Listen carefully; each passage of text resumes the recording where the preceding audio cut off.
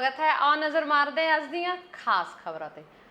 Powercom दफ्तर गुरदासपुर दे ATL दे SDO Kamaljeet Singh उपर विभाग दे ही जूनियर इंजीनियरां ने स्क्रैप दीआं तारां नूं घर खड़न अते जेईज दी ड्यूटी विच दखलअंदाजी करन दे दोष लगाउंदे होए बिजली विभाग दे जेल रोड स्थित SDO दफ्तर दे बाहर रोस प्रदर्शन करना शुरू कर दिता। इस दौरान SDO नूं दफ्तर विच ही बंद कर दिता गया। समस्या ਇਹੋ ਆ ਰਹੀ ਹੈ ਸਰ ਜੀ, ਇਹ ਜਈਆਂ ਨੂੰ ਬਾਈਪਾਸ ਕਰਕੇ ਤੇ ਮੁਲਾਜ਼ਮਾਂ ਨੂੰ ਤੰਗ ਕਰਦੇ ਆ। ਆਪਣੇ ਬੇਸ ਤੇ ਜਿਹੜਾ ਵਾ ਉਹ ਬੰਦਿਆਂ ਨੂੰ ਬਾਹਰ ਭੇਜਦੇ ਆ। ਕਿਸੇ ਵੀ ਜਈ ਨਾਲ ਤਾਲਮੇਲ ਨਹੀਂ ਰੱਖਦੇ। ਕੋਈ ਕੱਲ ਨੂੰ ਬਾਹਰ ਕੋਈ ਘਟਨਾ ਵਾਪਰਦੀ ਆ ਤੇ ਉਹਦਾ ਜ਼ਿੰਮੇਵਾਰ ਜਈ ਆ। ਕੋਈ ਬਾਹਰੋਂ ਸਮਾਨ ਮਿਸ ਹੁੰਦਾ ਵਾ ਜਾਂ ਕਿਸੇ ਮੁਲਾਜ਼ਮ ਦਾ ਕੁਝ ਹੁੰਦਾ ਤੇ ਇਹ ਮੁਲਾਜ਼ਮ ਮਤਲਬ ਜੇਈ ਕਿਸੇ ਨੂੰ ਮਤਲਬ ਜਿਹੜਾ ਮੈਸੇਜ ਨਹੀਂ ਲਾਉਂਦੇ, ਸਿੱਧੇ ਮੁਲਾਜ਼ਮਾਂ ਨੂੰ ਲਾਉਂਦੇ ਆ, ਜਿਹਦੇ ਕਰਕੇ ਮੁਲਾਜ਼ਮ ਵੀ ਤੰਗ ਨੇ। ਕਿਉਂਕਿ ਕੰਮ ਜਿਹੜਾ ਵਾ ਜੇਈ ਨੂੰ ਪਤਾ ਕਿ ਜਿਹੜਾ ਵਾ ਬਾਹਰ ਲੈਣਾ ਦਾ ਕਿਸ ਤਰ੍ਹਾਂ ਕਰਾਉਣਾ ਵਾ, ਕਿੱਥੇ ਕਰਾਉਣਾ। ਸਾਡੇ ਨਾ SDO ਸਾਹਿਬ 9 ਦਸੰਬਰ ਮਹੀਨੇ ਸਾਡੇ ਦਫ਼ਤਰ ਜੁਆਇਨ ਕੀਤਾ ਵਾ, ਜਦ ਕਿ ਅਸੀਂ ਪਿਛਲੇ 4-5 ਸਾਲ ਤੋਂ ਕਿ 12 ਤੋਂ ਸਾਡੇ ਵਿੰਗ ਵੱਖਰੇ ਬਣੇ ਹੋਏ ਆ। ਉਦੋਂ ਤੋਂ ਇਹ ਸਾਰੇ ਸਟਾਫ ਨੂੰ ਤੰਗ ਕਰ ਰਹੇ ਆ। SDO ਸਾਹਿਬ ਕੀ ਨਾਮ ਇਹਨਾਂ ਦਾ, ਕਿਹੜਾ department? Kawaljit Singh SDO AOTL Gurdaspur. ਅੱਜ ਤੁਸੀਂ ਕੀ ਕੀਤਾ? ਅੱਜ ਅਸੀਂ ਕੁਛ ਨਹੀਂ ਕੀਤਾ, ਬੰਦੇ ਕੰਮ ਤੇ ਗਏ ਸੀ ਡੇਰਾ ਬਾਬਾ ਨਾਨਕ। ਬੰਦੇ ਸਵੇਰੇ 7 ਵਜੇ ਚਲ ਗਏ ਸੀ ਅਰਲੀ। ਕੰਮ ਮੁੱਕਣ ਤੋਂ ਬਾਅਦ ਬੰਦਿਆਂ ਨੇ ਘਰ ਆਉਣਾ ਸੀ, 2 ਵਜੇ ਆਏ ਆ। ਕਹਿੰਦਾ ਜੀ ਬੰਦੇ 5 ਵਜੇ ਤੋਂ ਪਹਿਲਾਂ ਕਿਉਂ ਆ ਗਏ? ਜਦੋਂ ਸਾਡਾ ਕੰਮ ਖਤਮ ਹੋ ਗਿਆ ਇੰਨੀ ਗਰਮੀ 'ਚ, ਇੰਨਾ ਨਹੀਂ ਅਸੀਂ ਅਰਲੀ ਗਏ ਸੀ ਤੇ ਅਸੀਂ ਅਰਲੀ ਆਉਣਾ ਸੀਗਾ। ਉਹ ਕਹਿੰਦਾ ਵੀ ਨਹੀਂ, ਜਾਂ ਤਾਂ ਸਾਡੇ ਟੀਏ ਪੈਂਡਿੰਗ ਰੱਖ ਲੈਂਦੇ ਆ, ਉਹ ਨਹੀਂ ਕਰਦੇ ਤੇ ਹਰ ਤਰ੍ਹਾਂ 'ਚ ਪਰੇਸ਼ਾਨੀ ਕਰਦੇ ਆ। ਕਹਿੰਦੇ ਤੁਸੀਂ ਜਰਨੀਆਂ ਗਲਤ ਪਾਈਆਂ ਨੇ, ਜਿਹੜਾ ਸਮਾਨ ਅਸੀਂ ਕੋਈ ਡਿਸਮੈਂਟਲ ਹੋਇਆ ਕਿਤੇ ਤਾਰ ਟੁੱਟ ਗਈ, ਉਹਨਾਂ ਆਪਣੇ ਘਰ ਨਿੱਜੀ ਤੌਰ ਤੇ ਲਿਖਾ ਦਈਏ ਜਿਹੜਾ ਕਿ ਇਹਨਾਂ ਰੱਖਣਾ ਇਹਨਾਂ ਦਾ ਪਰ ਪਹਿਲੇ ਤਾਂ ਮੇਰੇ ਨਾਲ ਇਹਨਾਂ ਨੇ ਕੋਈ ਗੱਲ ਨਹੀਂ ਕੀਤੀ ਹੈਗੀ ਤੇ ਅਸੀਂ ਦਰੀ ਵਿਛਾਉਣ ਲੱਗੇ ਆ ਹੈ ਜਾਂ ਆਹ ਗੱਲ ਹੈਗੀ ਆ। ਮੇਰੇ ਕੋਲ ਆਉਂਦੇ ਮੇਰੇ ਨਾਲ ਗੱਲ ਕਰਦੇ, ਮੈਂ ਜਈਆਂ ਨੂੰ ਵੀ ਕਿਹਾ ਦੱਸੋ ਕੀ ਗੱਲ ਹੈਗੀ ਆ, ਮਸਲਾ ਕੀ ਆ। ਤੇ ਜੇ ਮਸਲਾ ਸੀਗਾ ਗੱਡੀ ਦੀ ਜਰਨੀ ਦਾ, ਮੈਂ ਕਿਹਾ ਜਰਨੀਆਂ ਤੁਹਾਡੀਆਂ ਜਸਟੀਫਾਈ ਨਹੀਂ ਹੈਗੀਆਂ, ਇਹਨੂੰ ਜਸਟੀਫਾਈ ਕਰੋ ਕਿ ਜੇ ਗੱਡੀ ਤੁਹਾਡੀ ਚੱਲੀ ਆ ਤੇ ਉਹ ਕਿੱਦਾਂ ਚੱਲੀ ਆ, ਮੈਨੂੰ ਜਸਟੀਫਾਈ ਕਰੋ ਕਿੱਥੇ ਘੁੰਮੀ ਆ। ਇਹ ਗੱਲ ਸੀ ਬਸ। ਉਹ ਜਸਟੀਫਾਈ ਨਹੀਂ ਕੀਤੀ ਉਹਨਾਂ ਨੇ। 1 ਹਫ਼ਤੇ ਤੋਂ ਉੱਪਰ ਹੋ ਗਿਆ, ਉਹਨਾਂ ਜਵਾਬ ਨਹੀਂ ਆਇਆ ਹੁਣ ਤੱਕ। ਪੰਜਾਬ ਵਿੱਚ ਗੈਰ ਕਾਨੂੰਨੀ ਤੌਰ ਤੇ ਚੱਲ ਰਹੇ ਜਗਾੜੂ ਰੇੜੀਆਂ ਨੂੰ ਤੁਰੰਤ ਬੰਦ ਕੀਤੇ ਜਾਣ ਦੀ ਮੰਗ ਨੂੰ ਲੈ ਕੇ ਅੱਜ ਆਲ ਪੰਜਾਬ ਟੈਂਪੋ ਯੂਨੀਅਨ ਦੇ ਸੱਦੇ ਤੇ ਸਮਰਾਲਾ ਵਿਖੇ ਸਵੇਰ ਤੋਂ ਕੁਲਾਲ ਟੋਲ ਪਲਾਜ਼ਾ ਵਿਖੇ ਵੱਡੀ ਗਿਣਤੀ ਵਿੱਚ ਟੈਂਪੂ ਅਤੇ ਜੀਪ ਚਾਲਕਾਂ ਵੱਲੋਂ ਧਰਨਾ ਲਗਾ ਦਿੱਤਾ ਗਿਆ ਤੇ ਲੁਧਿਆਣਾ ਚੰਡੀਗੜ੍ਹ ਹਾਈਵੇ ਪੂਰਨ ਤੌਰ ਤੇ ਬੰਦ ਕਰ ਦਿੱਤਾ ਗਿਆ। ਉਹਨਾਂ ਦੀ ਮੰਗ ਹੈ ਕਿ ਸਰਕਾਰ ਇਹਨਾਂ ਜਗਾੜੂ ਮੋਟਰਸਾਈਕਲ ਰੇੜੀਆਂ ਤੇ ਤੁਰੰਤ ਸਖਤੀ ਨਾਲ ਪਾਬੰਦੀ ਲਗਾ ਕੇ ਇਹਨਾਂ ਨੂੰ ਬੰਦ ਕਰਵਾਏ। ਸਾਡਾ ਮੇਨ ਮੁੱਦਾ ਇਹ ਹੈ ਜੀ, ਅਸੀਂ ਸੁਪਰੀਮ ਕੋਰਟ ਦੇ ਵਿੱਚ ਪਹਿਲਾਂ ਕੇਸ ਕੀਤਾ ਸੀਗਾ। ਪੰਜਾਬ ਲੈਵਲ ਦੇ ਉੱਤੇ ਜਗਾੜੂ ਰੇੜੇ ਬਹੁਤ ਜ਼ਿਆਦਾ ਸਾਡੇ ਜਿਹੜੇ ਵਪਾਰ ਨੂੰ, ਕੰਮਕਾਰ ਨੂੰ ਪ੍ਰਭਾਵਿਤ ਕਰ ਰਹੇ ਨੇ। ਪੰਜਾਬ ਸਰਕਾਰ ਹਾਈ ਕੋਰਟ ਨੇ ਇਹ ਜਗਾੜੂ ਰੇੜਿਆਂ ਤੋਂ ਪੂਰਨ ਤੌਰ ਤੇ ਬੈਨ ਕਰਤਾ, ਲੇਕਿਨ ਪੰਜਾਬ ਸਰਕਾਰ ਨੇ ਪਹਿਲਾਂ ਸਾਡੇ ਨਾਲ ਵਾਅਦਾ ਕੀਤਾ ਵੀ ਇਹ ਇਹਨਾਂ ਦਾ ਪੂਰਾ ਬੈਨ ਕੀਤੇ ਜਾਣਗੇ। 1 ਦਿਨ ਬੈਨ ਕਰਨ ਤੋਂ ਬਾਅਦ ਵਿੱਚ ਉਹ ਦੂਸਰੇ ਦਿਨ ਸ਼ਾਮ ਨੂੰ ਉਹਨਾਂ ਨੂੰ ਜਗਾੜੂ ਰੇੜਿਆਂ ਨੂੰ ਪੂਰੀ ਖੁੱਲ੍ਹ ਦਿੱਤੀ ਗਈ ਹੈ, ਜੋ ਕਿ ਸਾਡੇ ਕੰਮਕਾਰ ਦੇ ਉੱਤੇ ਬਹੁਤ ਇਫੈਕਟ ਪਾ ਰਹੀ ਹੈ। ਵੱਡੀ ਗੱਲ ਇਹ ਆ, ਉਹਨਾਂ ਦਾ ਜਿੰਨੀਆਂ ਵੀ ਗੱਡੀਆਂ ਨੇ, ਪਿਕਅਪ ਨੇ, ਹਾਥੀ ਨੇ, ਇਹਨਾਂ ਤੋਂ ਸਰਕਾਰ ਨੂੰ ਆਮਦਨ ਆ। ਸਾਨੂੰ ਇਹ ਸਮਝ ਨਹੀਂ ਆ ਰਹੀ ਵੀ ਜਗਾੜੂ ਰੇੜਿਆਂ ਤੋਂ ਸਰਕਾਰ ਨੂੰ ਕੀ ਆਮਦਨ ਆ।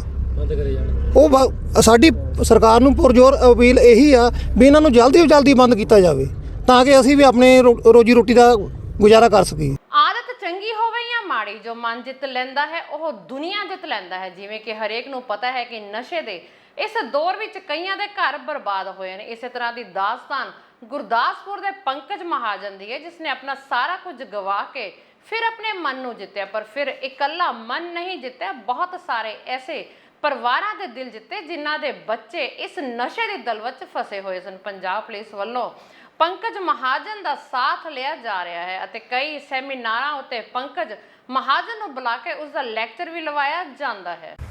ਮੈਂ ਪੰਕਜ ਮਹਾਜਨ ਗੁਰਦਾਸਪੁਰ ਤੋਂ ਜੀ। ਯਾਰ ਮੈਂ ਆਪਣੀ ਜ਼ਿੰਦਗੀ ਦੇ ਵਿੱਚ 2007 ਤੋਂ ਨਸ਼ਾ ਕਰਨਾ ਸ਼ੁਰੂ ਕੀਤਾ ਸੀ ਔਰ 2017 ਦੇ ਵਿੱਚ ਮੈਂ ਆਪਣੀ ਲਾਈਫ ਦਾ ਸਭ ਕੁਝ ਗਵਾ ਲਿਆ ਔਰ ਗਵਾ ਕੇ ਸੁਧਰੇ ਤਾਂ ਕੀ ਸੁਧਰੇ ਹਨ। ਪਰ ਫਿਰ ਵੀ ਆਪਾਂ ਇਸ ਚੀਜ਼ ਸੋਚੀ ਕਿ ਨਹੀਂ ਯਾਰ ਛੱਡ ਸਕਦੇ ਆਪਾਂ ਨਸ਼ਾ ਛੱਡ ਫਿਰ ਆਪਾਂ ਮੈਨੂੰ ਅੱਜ 2022 ਦੇ ਵਿੱਚ ਪੂਰੇ 5 ਸਾਲ ਹੋ ਚੁੱਕੇ ਨੇ ਨਸ਼ਾ ਛੱਡੇ ਹੋਏ ਔਰ ਨਸ਼ਾ ਛੱਡ ਕੇ ਮੈਂ ਦੂਸਰੇ ਵੀਰਾਂ ਦੀ ਮਦਦ ਕਰਦਾ ਕਿ ਆਪਾਂ ਨਸ਼ੇ ਦੀ ਦਲਦਲ ਦੇ ਵਿੱਚੋਂ ਬਾਹਰ ਨਿਕਲ ਸਕਦੇ ਹਾਂ। ਔਰ ਮੈਂ ਇੱਕ ਗਰੁੱਪ ਰਨ ਕਰਦਾ, ਉਸ ਗਰੁੱਪ ਦਾ ਨਾਮ ਹੈ group of freedom from drugs, ਜਿਹਦਾ ਇੱਕ ਫੇਸਬੁੱਕ ਪੇਜ ਹੈ। ਉਹਦੇ ਜ਼ਰੀਏ ਆਪਾਂ ਉਹਨਾਂ ਦੇ ਨਾਲ ਮੈਸੇਜ ਥਰੂ ਗੱਲ ਕਰਦੇ ਹਾਂ। ਅਗਰ ਬਹੁਤਾ ਜ਼ਰੂਰੀ ਹੋਏਗਾ ਤਾਂ ਉਹਨਾਂ ਨੂੰ ਆਪਣਾ ਕਾਲ ਨੰਬਰ ਵੀ ਦਿੰਦੇ ਹਾਂ।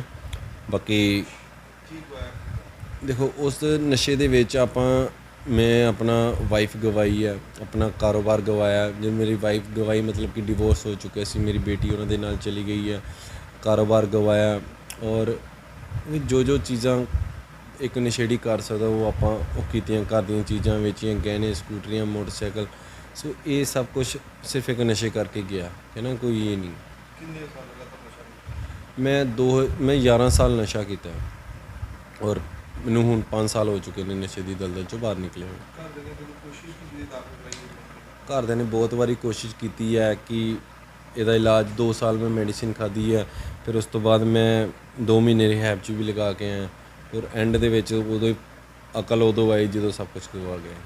ਜ਼ਿਲ੍ਹਾ ਅੰਮ੍ਰਿਤਸਰ ਦੇ ਇਤਿਹਾਸਕ ਕਸਬਾ ਬਾਬਾ ਬਕਾਲਾ ਸਾਹਿਬ ਵਿਖੇ ਛੋਟੀ ਬੱਚੀ ਹਰਸਿਮਰਨ ਕੌਰ ਪੁੱਤਰੀ ਜੈਮਲ ਸਿੰਘ ਵੱਲੋਂ 100 ਰੁਪਏ ਦੀ ਟਿਕਟ ਖਰੀਦਣ ਦੇ ਬਾਅਦ ਉਸ ਦਾ 10 ਲੱਖ ਰੁਪਏ ਦਾ ਇਨਾਮ ਨਿਕਲਿਆ, ਜਿਸ ਨਾਲ ਪਰਿਵਾਰ ਦੇ ਵਿੱਚ ਭਾਰੀ ਖੁਸ਼ੀ ਦੀ ਲਹਿਰ ਪਾਈ ਜਾ ਰਹੀ ਹੈ। ਹਰਸਿਮਰਨ ਕੌਰ ਨੇ ਕਿਹਾ ਕਿ ਇਸ ਰਾਸ਼ੀ ਨਾਲ ਆਪਣੇ ਪਿਤਾ ਜੀ ਦੇ ਕੰਮਕਾਰ ਵਧਾਉਣ ਤੋਂ ਇਲਾਵਾ ਆਪਣੇ ਅਤੇ ਆਪਣੇ ਭੈਣ ਭਰਾਵਾਂ ਦੀ ਚੰਗੀ ਪੜ੍ਹਾਈ ਲਿਖਾਈ ਕਰਵਾਵਾਂਗੇ।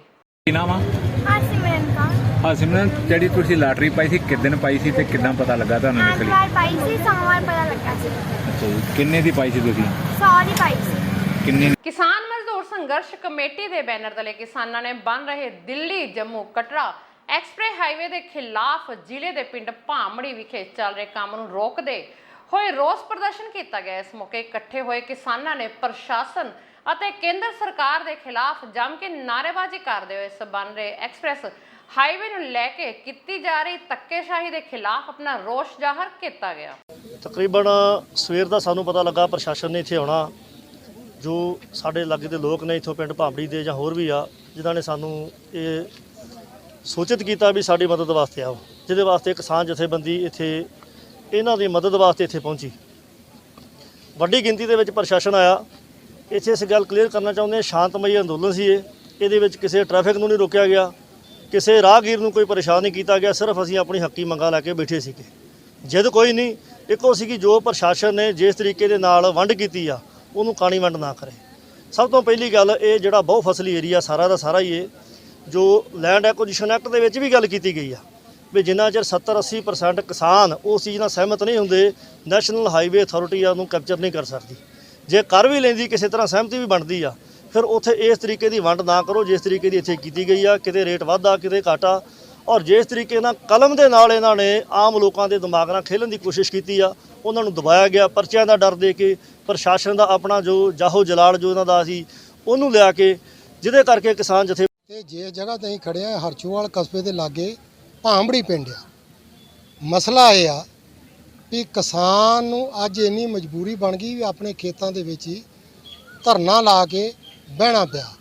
ਉਹ ਖੇਤਾਂ ਦੇ ਵਿੱਚ ਜਿੱਥੇ ਪੱਠੇ ਵੱਢਦਾ ਸੀ, ਜਿਨ੍ਹਾਂ ਖੇਤਾਂ 'ਚ ਅੰਨ ਉਗਾਉਂਦਾ ਸੀ, ਦੇਸ਼ ਦਾ ਅੰਨ ਭੰਡਾਰ ਭਰਦਾ ਸੀ, ਉਹ ਜ਼ਮੀਨਾਂ ਬਚਾਉਣ ਵਾਸਤੇ ਆਪਣੇ ਖੇਤਾਂ ਦੇ ਵਿੱਚ ਹੀ ਧਰਨੇ ਲਾਉਣੇ ਪਏ। ਤੇ ਹਿੰਦੁਸਤਾਨ ਸਰਕਾਰਾਂ ਦੀ ਡੈਮੋਕ੍ਰੇਸੀ ਹੈ। ਇੰਨੀ ਅੱਤ ਦੀ ਗਰਮੀ ਦੇ ਵਿੱਚ ਮੁੱਦਾ ਇਹ ਆ ਵੀ ਜਿਹੜਾ ਇੱਥੇ ਦਿੱਲੀ ਹਾਈਵੇ ਬਣਨਾ, ਦਿੱਲੀ ਜੰਮੂ ਕਟੜਾ ਹਾਈਵੇ ਤੇ ਜਾਂ ਅੰਮ੍ਰਿਤਸਰ ਊਨਾ ਹਾਈਵੇ, ਉਹਦਾ ਜਿਹੜਾ ਮੁਆਵਜ਼ਾ ਇੱਕ ਸਰਕਾਰ ਨਹੀਂ, ਇੱਕ ਸਾਰ ਨਹੀਂ ਸਰਕਾਰ ਦੇ ਰਹੀ। ਕਿਤੇ ਕਰੋੜ ਰੁਪਈਆ ਵਾ, ਕਿਤੇ 1.5 ਕਰੋੜ ਰੁਪਈਆ, ਤੇ ਕਿਤੇ 35 ਲੱਖ ਆ, ਕਿਤੇ 25 ਲੱਖ ਰੁਪਈਆ ਸਰਕਾਰ ਦੇ ਰਹੀ ਆ। ਤੇ ਜਦੋਂ ਅਸੀਂ ਇਹ ਗੱਲ ਕਰਦੇ ਵੀ ਇਹਦਾ ਮੁਆਵਜ਼ਾ ਇੱਕ ਸਾਰ ਦਿਓ, ਤੇ ਕਹਿੰਦੇ ਆ ਵੀ ਪੁਲਿਸ ਲਿਆ ਕੇ ਵੱਡੀ ਗਿਣਤੀ ਦੇ 400-500 ਬੰਦਾ ਜ਼ਿਲ੍ਹੇ ਦੀ ਪੁਲਿਸ ਬਾਕੀ ਜ਼ਿਲ੍ਹਿਆਂ ਤੋਂ ਲਿਆ ਕੇ ਤੇ ਸਾਡੀ ਜ਼ਮੀਨ ਦੇ ਉੱਤੇ ਬਗੈਰ ਮੁਆਵਜ਼ਾ ਦਿੱਤਿਆਂ ਜਿਹੜਾ ਯੋਗ ਰੇਟ ਆ, ਇੱਕ ਸਾਰ ਰੇਟ ਆ, ਤੇ ਜ਼ਮੀਨ ਦੇ ਉੱਤੇ ਅੱਜ ਕਬਜ਼ਾ ਕੀਤਾ ਜਾ ਰਿਹਾ ਸੀ, ਨਿਸ਼ਾਨੀਆਂ ਲਾਈ ਜਾਂਦੀਆਂ। ਤੇ ਇਲਾਕੇ ਦੇ ਕਿਸਾਨਾਂ ਨੇ ਇਕੱਠੇ ਹੋ ਕੇ ਕਿਸਾਨ ਮਜ਼ਦੂਰ ਸੰਘਰਸ਼ ਕਮੇਟੀ ਦੀ ਅਗਵਾਈ ਦੇ ਵਿੱਚ ਉਹ ਰੋਕਿਆ ਵੀ ਇਹ ਠੀਕ ਨਹੀਂ ਗੀ। ਡੈਮੋਕ੍ਰੇਸੀ ਹੈ, ਜਿੱਥੇ 10 ਲੋਕ ਇਕੱਠੇ, ਉਹਨਾਂ ਦੀ ਆਵਾਜ਼ ਸੁਣਨੀ ਚਾਹੀਦੀ ਆ। ਤਮਿਲਨਾਡੂ ਵਿੱਚ ਸੈਨਾ ਦਾ ਜਹਾਜ਼ ਕ੍ਰੈਸ਼ ਵਿੱਚ ਸੀਡੀਐਸ ਵਿਪਨ ਰਾਵਤ ਨਾਲ ਸ਼ਹੀਦ ਹੋਏ ਜ਼ਿਲ੍ਹਾ ਤਰਨਤਾਰਨ ਦੇ ਪਿੰਡ ਦੋਦੇ ਸੋਡੀਆ ਦੇ ਨਾਇਕ ਗੁਰਸੇਵਕ ਸਿੰਘ ਦੇ ਪਰਿਵਾਰਕ ਮੈਂਬਰਾਂ ਨੂੰ ਅੱਜ ਤੱਕ ਕੋਈ ਵੀ ਸਹੂਲਤ ਨਹੀਂ ਦਿੱਤੀ ਗਈ। 17 ਦਸੰਬਰ 2021 ਨੂੰ ਨਾਇਕ ਗੁਰਸੇਵਕ ਸਿੰਘ ਦੀ ਅੰਤਿਮ ਅਰਦਾਸ ਤੇ ਸ਼ਰਧਾਂਜਲੀ ਸਮਾਗਮ ਵਿੱਚ ਪਹੁੰਚੇ ਪ੍ਰਸ਼ਾਸਨ ਦੇ ਅਧਿਕਾਰੀਆਂ ਨੇ ਕਿਹਾ ਸੀ ਕਿ ਨਾਇਕ ਗੁਰਸੇਵਕ ਸਿੰਘ ਦੀ ਸ਼ਹਾਦਤ ਤੇ ਦੇਸ਼ ਨੂੰ ਮਾਣ ਹੈ। ਪੰਚਾਇਤ ਵੱਲੋਂ ਜਗ੍ਹਾ ਛੱਡੀ ਗਈ ਆ, ਉਹਦੇ ਵਿੱਚ ਕੋਈ ਸਟੇਡੀਅਮ ਕੋਈ ਨਹੀਂ ਬੋੜਿਆ ਜੀ, ਤੇ ਅਸੀਂ ਸਾਰੀ ਕਰ ਲੱਗੇ ਹਾਂ। ਤੇ ਉਦੋਂ ਆਂਦੇ ਜੀ ਨਹੀਂ, ਇਹ ਅਸੀਂ ਕਰਾਂਗੇ। ਗਵਰਨਮੈਂਟ, ਪੰਜਾਬ ਗਵਰਨਮੈਂਟ ਵੀ ਤੇ ਸੈਂਟਰ ਵੀ, ਤੇ ਜਿਹੜੇ ਮੁਲਾਜ਼ਮ ਆਏ ਸੀ ਉਹ ਵੀ ਆਂਦੇ ਸੀ ਅੱਜ 8 ਮਹੀਨੇ ਹੋ ਗਏ ਜੀ, ਕੋਈ ਨਹੀਂ ਬੋੜਿਆ। ਜਿਹੜਾ ਇਹ ਸੰਸਕਾਰ ਜਿਹੜਾ ਸ਼ਹੀਦ ਦਾ ਕੀਤਾ ਗਿਆ ਸੀ ਉਹ ਪੰਚਾਇਤੀ ਜਗ੍ਹਾ ਦੇ ਵਿੱਚ ਕੀਤਾ ਗਿਆ ਹੈ? ਹਾਂਜੀ, ਪੰਚਾਇਤ ਵੱਲੋਂ ਜਗ੍ਹਾ ਦਿੱਤੀ ਗਈ ਸੀ। ਇਹਨਾਂ ਅਫਸਰਾਂ ਨੇ ਕਿਹਾ ਵੀ ਪੰਚਾਇਤ ਦੀ ਜਗ੍ਹਾ 'ਚ ਕਰਨਾ ਸੀ, ਸਿਵਿਆਂ ਦੇ ਮੜੀਆਂ ਦੇ ਵਿੱਚ ਨਹੀਂ ਕਰ ਸਕਦੇ। ਤੇ ਪੰਚਾਇਤ ਨੇ ਮਤਾ ਪਾ ਕੇ ਇਹਦੀ ਜਗ੍ਹਾ ਦਿੱਤੀ ਗਈ ਸੀ ਪੰਚਾਇਤ ਵੱਲੋਂ, ਤੇ ਅੱਜ ਤੁਹਾਡੇ ਸਾਹਮਣੇ ਆ ਜੀ, ਕੋਈ ਨਹੀਂ ਬੋੜਿਆ ਜੀ। ਇਹ ਜਿਹੜੀ ਸ਼ੁਰੂਆਤ ਕੀਤੀ ਗਈ ਆ ਅੱਜ ਜਿਹੜੀ ਆ ਪਿੰਡ ਦੀ ਪੰਚਾਇਤ ਦੇ ਨਾਲ ਰਲ ਕੇ, ਇਹ ਪਿੰਡ ਦੀ ਪੰਚਾਇਤ ਸਹਿਯੋਗ ਕਰੂਗੀ ਇਹਦੇ ਨਾਲ? ਸਾਰਾ ਪਿੰਡ ਸਹਿਯੋਗ ਦਿੰਦਾ ਜੀ। ਸਾਡੇ ਪਿੰਡ ਦਾ ਮਾਣ ਸੀ, ਸ਼ਹੀਦੀ ਪ੍ਰਾਪਤ ਕੀਤੀ ਉਹਨਾਂ, ਐਡੇ ਵੱਡੇ ਸ਼ਹੀਦ ਹੋਏ, ਅੱਜ ਉਹਨਾਂ ਦਾ ਕੋਈ ਨਹੀਂ ਪਿੱਛੋਂ ਬੋੜਾ। ਦੀ ਪਿੰਡ ਨੇ, ਸਾਰੇ ਪਿੰਡ ਨੇ ਰਲ ਕੇ ਸਹਿਯੋਗ ਨਾਲ ਤੇ ਅੱਜ ਉਹਨਾਂ ਦਾ ਇਹ ਕੰਮ ਸ਼ੁਰੂ ਕੀਤਾ ਜਿਹੜਾ ਵੀ। ਸਰਪੰਚ ਸਾਹਿਬ, ਪਰਿਵਾਰ ਦਾ ਰੋਸ ਹੈ ਕਿ ਨਾ ਤੇ ਪੰਜਾਬ ਸਰਕਾਰ ਨੇ ਉਹਨਾਂ ਦੀ ਕੋਈ ਬਾਂਹ ਫੜੀ ਆ, ਨਾ ਕੇਂਦਰ ਸਰਕਾਰ ਨੇ ਫੜੀ ਆ। ਕੀ ਕਹਿਣਾ ਚਾਹੁੰਦੇ ਸਰਕਾਰਾਂ ਪ੍ਰਤੀ? ਸਰਕਾਰਾਂ ਲਾਰੇ ਲਾ ਜਾਂਦੀਆਂ ਜੀ। ਉਦੋਂ ਵੱਡੇ ਵੱਡੇ ਲੀਡਰ ਆਏ ਜੀ, ਵੱਡੇ ਵੱਡੇ ਵਾਅਦੇ ਕਰਕੇ ਗਏ। ਅੱਜ ਤੱਕ ਨਾ ਤੇ ਉਹਨਾਂ ਦੇ ਪਰਿਵਾਰ ਦੀ ਕਿਸੇ ਨੇ ਸਾਰ ਲਈ ਜੀ, ਤੇ ਨਾ ਸਟੇਡੀਅਮ ਦੀ ਸਾਰ ਲਈ ਜੀ, ਨਾ ਜਿਸ ਤੇ ਉਹਨਾਂ ਦਾ ਸੰਸਕਾਰ ਹੋਇਆ ਨਾ ਉੱਥੋਂ ਦੀ ਕੋਈ ਸਾਰ ਲਈ ਜੀ। ਜਦੋਂ 21 ਸਾਲ ਦਾ ਹੋ ਜਾਂਦਾ ਹੈ ਉਹਨੂੰ ਇੱਕ ਅਫਸਰੀ ਲਾਈਨ ਦੇ ਵਿੱਚ ਉਹਨੂੰ ਇੱਕ ਨੌਕਰੀ ਮਿਲਣੀ ਚਾਹੀਦੀ ਆ। ਜਿਸ ਤਰ੍ਹਾਂ ਸਾਡੀਆਂ 2 ਬੱਚੀਆਂ ਹੈ, ਇਹਨਾਂ ਦੀ ਜਿਸ ਤਰ੍ਹਾਂ 21-22 ਸਾਲ ਤੱਕ ਇਹਨਾਂ ਦੀ ਜਦੋਂ ਪੜ੍ਹਾਈ ਹੋ ਜਾਂਦੀ ਆ, ਇਹਨਾਂ ਨੂੰ ਵੀ 2 ਨੂੰ ਬੱਚੀਆਂ ਨੂੰ ਸਰਵਿਸ ਮਿਲਣੀ ਚਾਹੀਦੀ ਆ। ਸਾਡੀ ਭੈਣ ਜੀ ਨੂੰ ਸਰਵਿਸ, ਸਾਡਾ ਇੱਕ ਵੀਰ ਆ ਆਪਣਾ ਕਾਬਲ ਸਿੰਘ ਦਾ ਲੜਕਾ ਛੋਟਾ, ਉਹਨਾਂ ਨੂੰ ਵੀ ਸਰਵਿਸ ਮਿਲਣੀ ਚਾਹੀਦੀ ਆ। ਇਹ ਬਹੁਤ ਗਰੀਬ ਪਰਿਵਾਰ ਆ। ਹੁਣ ਇਹਨਾਂ ਨੇ ਜਿਹੜਾ ਉਪਰਾਲਾ ਕੀਤਾ ਹੈ ਆਪਦੇ ਕੋਲੋਂ ਹੀ ਕੀਤਾ ਹੈ, ਚਲੋ ਨਾਲ ਨਗਰ ਦਾ ਸੰਯੋਗ ਵੀ ਦੇਣ ਦਾ ਹੈ, ਨਾਲ ਨਗਰ ਵੀ ਸੰਯੋਗ ਦੇਣ ਡਿਆ ਹੈ। ਬਾਕੀ ਇਹਨਾਂ ਨੇ ਹੁਣ ਜਿਹੜੀ ਆ ਜਗ੍ਹਾ ਬਣਾਉਣ ਲੱਗੇ ਆ ਵੀਰ ਜੀ ਦੀ, ਗੁਰਸੇਵਕ ਸਿੰਘ ਦੀ, ਜਦੋਂ ਇੱਥੇ ਅਫਸਰ ਆਏ ਸੀ ਲਾਲ ਬੱਤੀਆਂ ਗੱਡੀਆਂ ਲੈ ਕੇ, ਸਭ ਕੁਝ ਮੁੜ ਕੇ ਕੋਈ ਨਹੀਂ ਇੱਥੇ ਬੌੜਿਆ। ਇਸ ਕਰਕੇ ਸਾਰਿਆਂ ਵੀਰਾਂ ਅੱਗੇ ਬੇਨਤੀ ਕਰਦਾ, ਪੰਜਾਬ ਸਰਕਾਰ ਅੱਗੇ, ਜਿਹੜੇ ਸਾਡੇ ਮਾਨਯੋਗ ਆ ਮੁੱਖ ਮੰਤਰੀ ਭਗਵੰਤ ਮਾਨ ਸਾਹਿਬ ਅੱਗੇ, ਉਹਨਾਂ ਦੇ ਅੱਗੇ ਵੀ ਵੀਡੀਓ ਜਾਣੀ ਚਾਹੀਦੀ ਆ ਵੀ ਜਿਹੜਾ ਪਛੜਿਆ ਇਲਾਕਾ ਦੋਦੇ ਪਿੰਡ ਦੇ ਵਿੱਚ ਜਿਹੜਾ ਇੱਕ ਸਾਡਾ ਗੁਰਸੇਵਕ ਸਿੰਘ ਜੀ ਸ਼ਹੀਦ ਹੋਏ ਆ, ਉਹਨਾਂ ਦੀ ਯਾਦਗਾਰ ਬਣਨੀ ਚਾਹੀਦੀ ਆ। ਇਹੋ ਕੇਂਦਰ ਨੂੰ ਮੈਂ ਬੇਨਤੀ ਕਰਦਾ, ਮੋਦੀ ਸਾਹਿਬ ਨੂੰ, ਉਹ ਵੀ ਇੱਥੇ ਜਿਸ ਤਰ੍ਹਾਂ ਡੀਸੀ ਸਾਹਿਬ ਦੇ ਰਾਹੀਂ ਇੱਥੇ ਕੋਈ ਗ੍ਰਾਂਟ ਘਲਾਉਣ, ਗ੍ਰਾਂਟ ਘਲਾ ਕੇ ਕੋਈ ਇੱਥੇ ਵਾਲਾ ਨੀਂਹ ਪੱਥਰ ਗੇਟ ਦਾ ਰੱਖਣ, ਸਟੇਡੀਅਮ ਦਾ ਰੱਖਣ। ਜਿਸ ਤਰ੍ਹਾਂ ਸਾਡੇ ਛੋਟੇ ਛੋਟੇ ਬੱਚੇ ਆ, ਉਹਨਾਂ ਨੂੰ ਗਾਂ ਪਤਾ ਲੱਗ ਸਕੇ ਵੀ ਇਹ ਜਗ੍ਹਾ ਕਿਹਦੀ ਆ, ਤੇ ਅਸੀਂ ਦੱਸ ਸਕੀਏ ਵੀ ਆਪਣਾ ਗੁਰਸੇਵਕ ਸਿੰਘ ਪਿੰਡ ਦੋਦਿਆਂ ਤੋਂ ਜਿਹੜਾ ਸ਼ਹੀਦ ਹੋਏ ਸੀ। ਵਾਹਿਗੁਰੂ ਜੀ ਕਾ ਖਾਲਸਾ, ਵਾਹਿਗੁਰੂ ਜੀ ਕੀ ਫਤਿਹ। ਅੱਜ ਪਿੰਡ ਦੋਦੇ ਸੋਢੀਆਂ ਵਿਖੇ ਤੁਸੀਂ ਪੁੱਜੇ ਹੋ, ਪਰਿਵਾਰ ਦੇ ਵਿੱਚ, ਸ਼ਹੀਦ ਪਰਿਵਾਰ ਦੇ ਵਿੱਚ, ਜਿਨ੍ਹਾਂ ਨੂੰ ਸਰਕਾਰਾਂ ਵੱਲੋਂ ਅਣਗੌਲਿਆ ਕੀਤਾ ਗਿਆ। ਕੀ ਕਹਿਣਾ ਚਾਹੁੰਦੇ ਤੁਸੀਂ? ਅੱਜ ਜੀ ਅਸੀਂ ਦੋਦੇ ਸੋਢੀਆਂ ਜਿਹੜੇ ਅੱਜ ਅਸੀਂ ਆਏ ਆ, ਤੇ ਪਰਿਵਾਰ ਮੇਰੇ ਕੋਲ ਆਇਆ ਸੀ ਕਿ ਕੋਈ ਸਰਕਾਰ ਨੇ ਸੁਣਾਈ ਨਹੀਂ ਕੀਤੀ, ਨਾ ਸੈਂਟਰ ਸਰਕਾਰ ਨੇ ਕੀਤੀ, ਨਾ ਪੰਜਾਬ ਸਰਕਾਰ ਨੇ ਕੀਤੀ ਆ। ਔਰ ਅਸੀਂ ਇਹਨਾਂ ਦੇ ਨਾਲ ਆਟੋ ਯੂਨੀਅਨ ਨੇ ਜਗਾੜੂ ਰੇਹੜੀਆਂ ਬੰਦ ਕਰਵਾਉਣ ਦੀ ਮੰਗ ਨੂੰ ਲੈ ਕੇ ਬਟਾਲਾ ਵਿਖੇ ਅੰਮ੍ਰਿਤਸਰ ਪਠਾਨਕੋਟ ਨੈਸ਼ਨਲ ਹਾਈਵੇ ਜਾਮ ਕਰਦੇ ਹੋਏ ਰੋਸ ਪ੍ਰਦਰਸ਼ਨ ਕੀਤਾ ਗਿਆ। ਇਸ ਮੌਕੇ ਪੰਜਾਬ ਸਰਕਾਰ ਅਤੇ ਭਗਵੰਤ ਮਾਨ ਨੂੰ ਕਿਹਾ ਕਿ ਜਗਾੜੂ ਰੇਹੜੀਆਂ ਨੂੰ ਬੰਦ ਕੀਤਾ ਜਾਵੇ, ਕਿਉਂਕਿ ਇਹਨਾਂ ਜਗਾੜੂ ਰੇਹੜੀਆਂ ਕਾਰਨ ਉਹਨਾਂ ਦੇ ਕਾਰੋਬਾਰ ਨੂੰ ਨੁਕਸਾਨ ਹੋ ਰਿਹਾ, ਜਦਕਿ ਅਸੀਂ ਸਰਕਾਰ ਨੂੰ ਟੈਕਸ ਦਿੱਤਾ ਹੋਇਆ ਤੇ ਇਹ ਜਗਾੜੂ ਰੇਹੜੀਆਂ ਵਾਲੇ ਬਿਨਾਂ ਸਰਕਾਰੀ ਟੈਕਸ ਦਿੱਤੇ ਹੀ ਇਹਨਾਂ ਰਾਹੀਂ ਕਮਾਈ ਕਰ ਰਹੇ ਹਨ। ਦੇਖੋ ਵੀ ਜੀ, ਇਹ ਜਿਹੜੀਆਂ ਗੱਡੀਆਂ ਜਿਸ ਸੰਬੰਧ ਵਿੱਚ ਅਸੀਂ ਧਰਨਾ ਲਾ ਰਹੇ ਹਾਂ, ਬਟਾਲੇ ਤੋਂ ਜ਼ਿਲ੍ਹਾ ਗੁਰਦਾਸਪੁਰ ਦਾ ਧਰਨਾ ਆ, ਤਾਂ ਦੁਖੀ ਹੋ ਕੇ ਧਰਨਾ ਲਾ ਰਹੇ ਹਾਂ। ਗੱਡੀਆਂ ਜਿਨ੍ਹਾਂ ਨੇ ਕਿਸ਼ਤਾਂ ਤੇ ਗੱਡੀਆਂ ਲਈਆਂ, ਕਿਸ਼ਤ ਨਹੀਂ ਤਰਦੀ। ਜਗਾੜੂ ਰੇਹੜੀਆਂ ਵਾਲੇ ਬਿਨਾਂ ਖਰਚੇ ਤੋਂ ਉਹਨਾਂ ਨੂੰ ਉਹ ਧੜਾ ਮਾਲ ਢੋਈ ਜਾਂਦੇ ਆ, ਗੱਡੀਆਂ ਦੀਆਂ ਕਿਸ਼ਤਾਂ ਨਹੀਂ ਤਾਰੀਆਂ, ਕਾਗਜ਼ ਨਹੀਂ ਤਰ ਰਹੇ। ਉਹ ਸਰਕਾਰ ਸੁੱਤੀ ਪਈ ਆ। ਇਹਨਾਂ ਨੂੰ ਕਿਉਂ, ਸਰਕਾਰ ਕਿਉਂ ਨਹੀਂ ਜਾਗਦੀ, ਸਾਡੀ ਗੱਲ ਕਿਉਂ ਨਹੀਂ ਸੁਣਦੀ? ਗੱਲ ਸਰਕਾਰ ਤੱਕ ਪਹੁੰਚਾਉਣ ਵਾਸਤੇ ਇੱਥੇ ਇਕੱਠੇ ਹੋਏ ਆ। ਇਹ ਸਰਕਾਰ ਵਾਸਤੇ ਬਹੁਤ ਮਾੜੀ ਗੱਲ ਆ।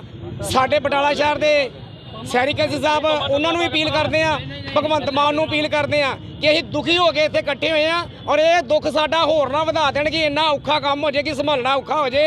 ਗੱਡੀਆਂ ਵਾਲੇ ਇੰਨੇ ਦੁਖੀ ਆ, ਕਿਸ਼ਤ ਨਹੀਂ ਤਰਨੀ ਉਹਨਾਂ ਦੀ, ਉਹਨਾਂ ਦੇ ਟੈਕਸ ਨਹੀਂ ਤਰਨੇ, ਉਹਨਾਂ ਦੇ ਚੁੱਲ੍ਹੇ ਨਹੀਂ ਚੱਲਣੇ।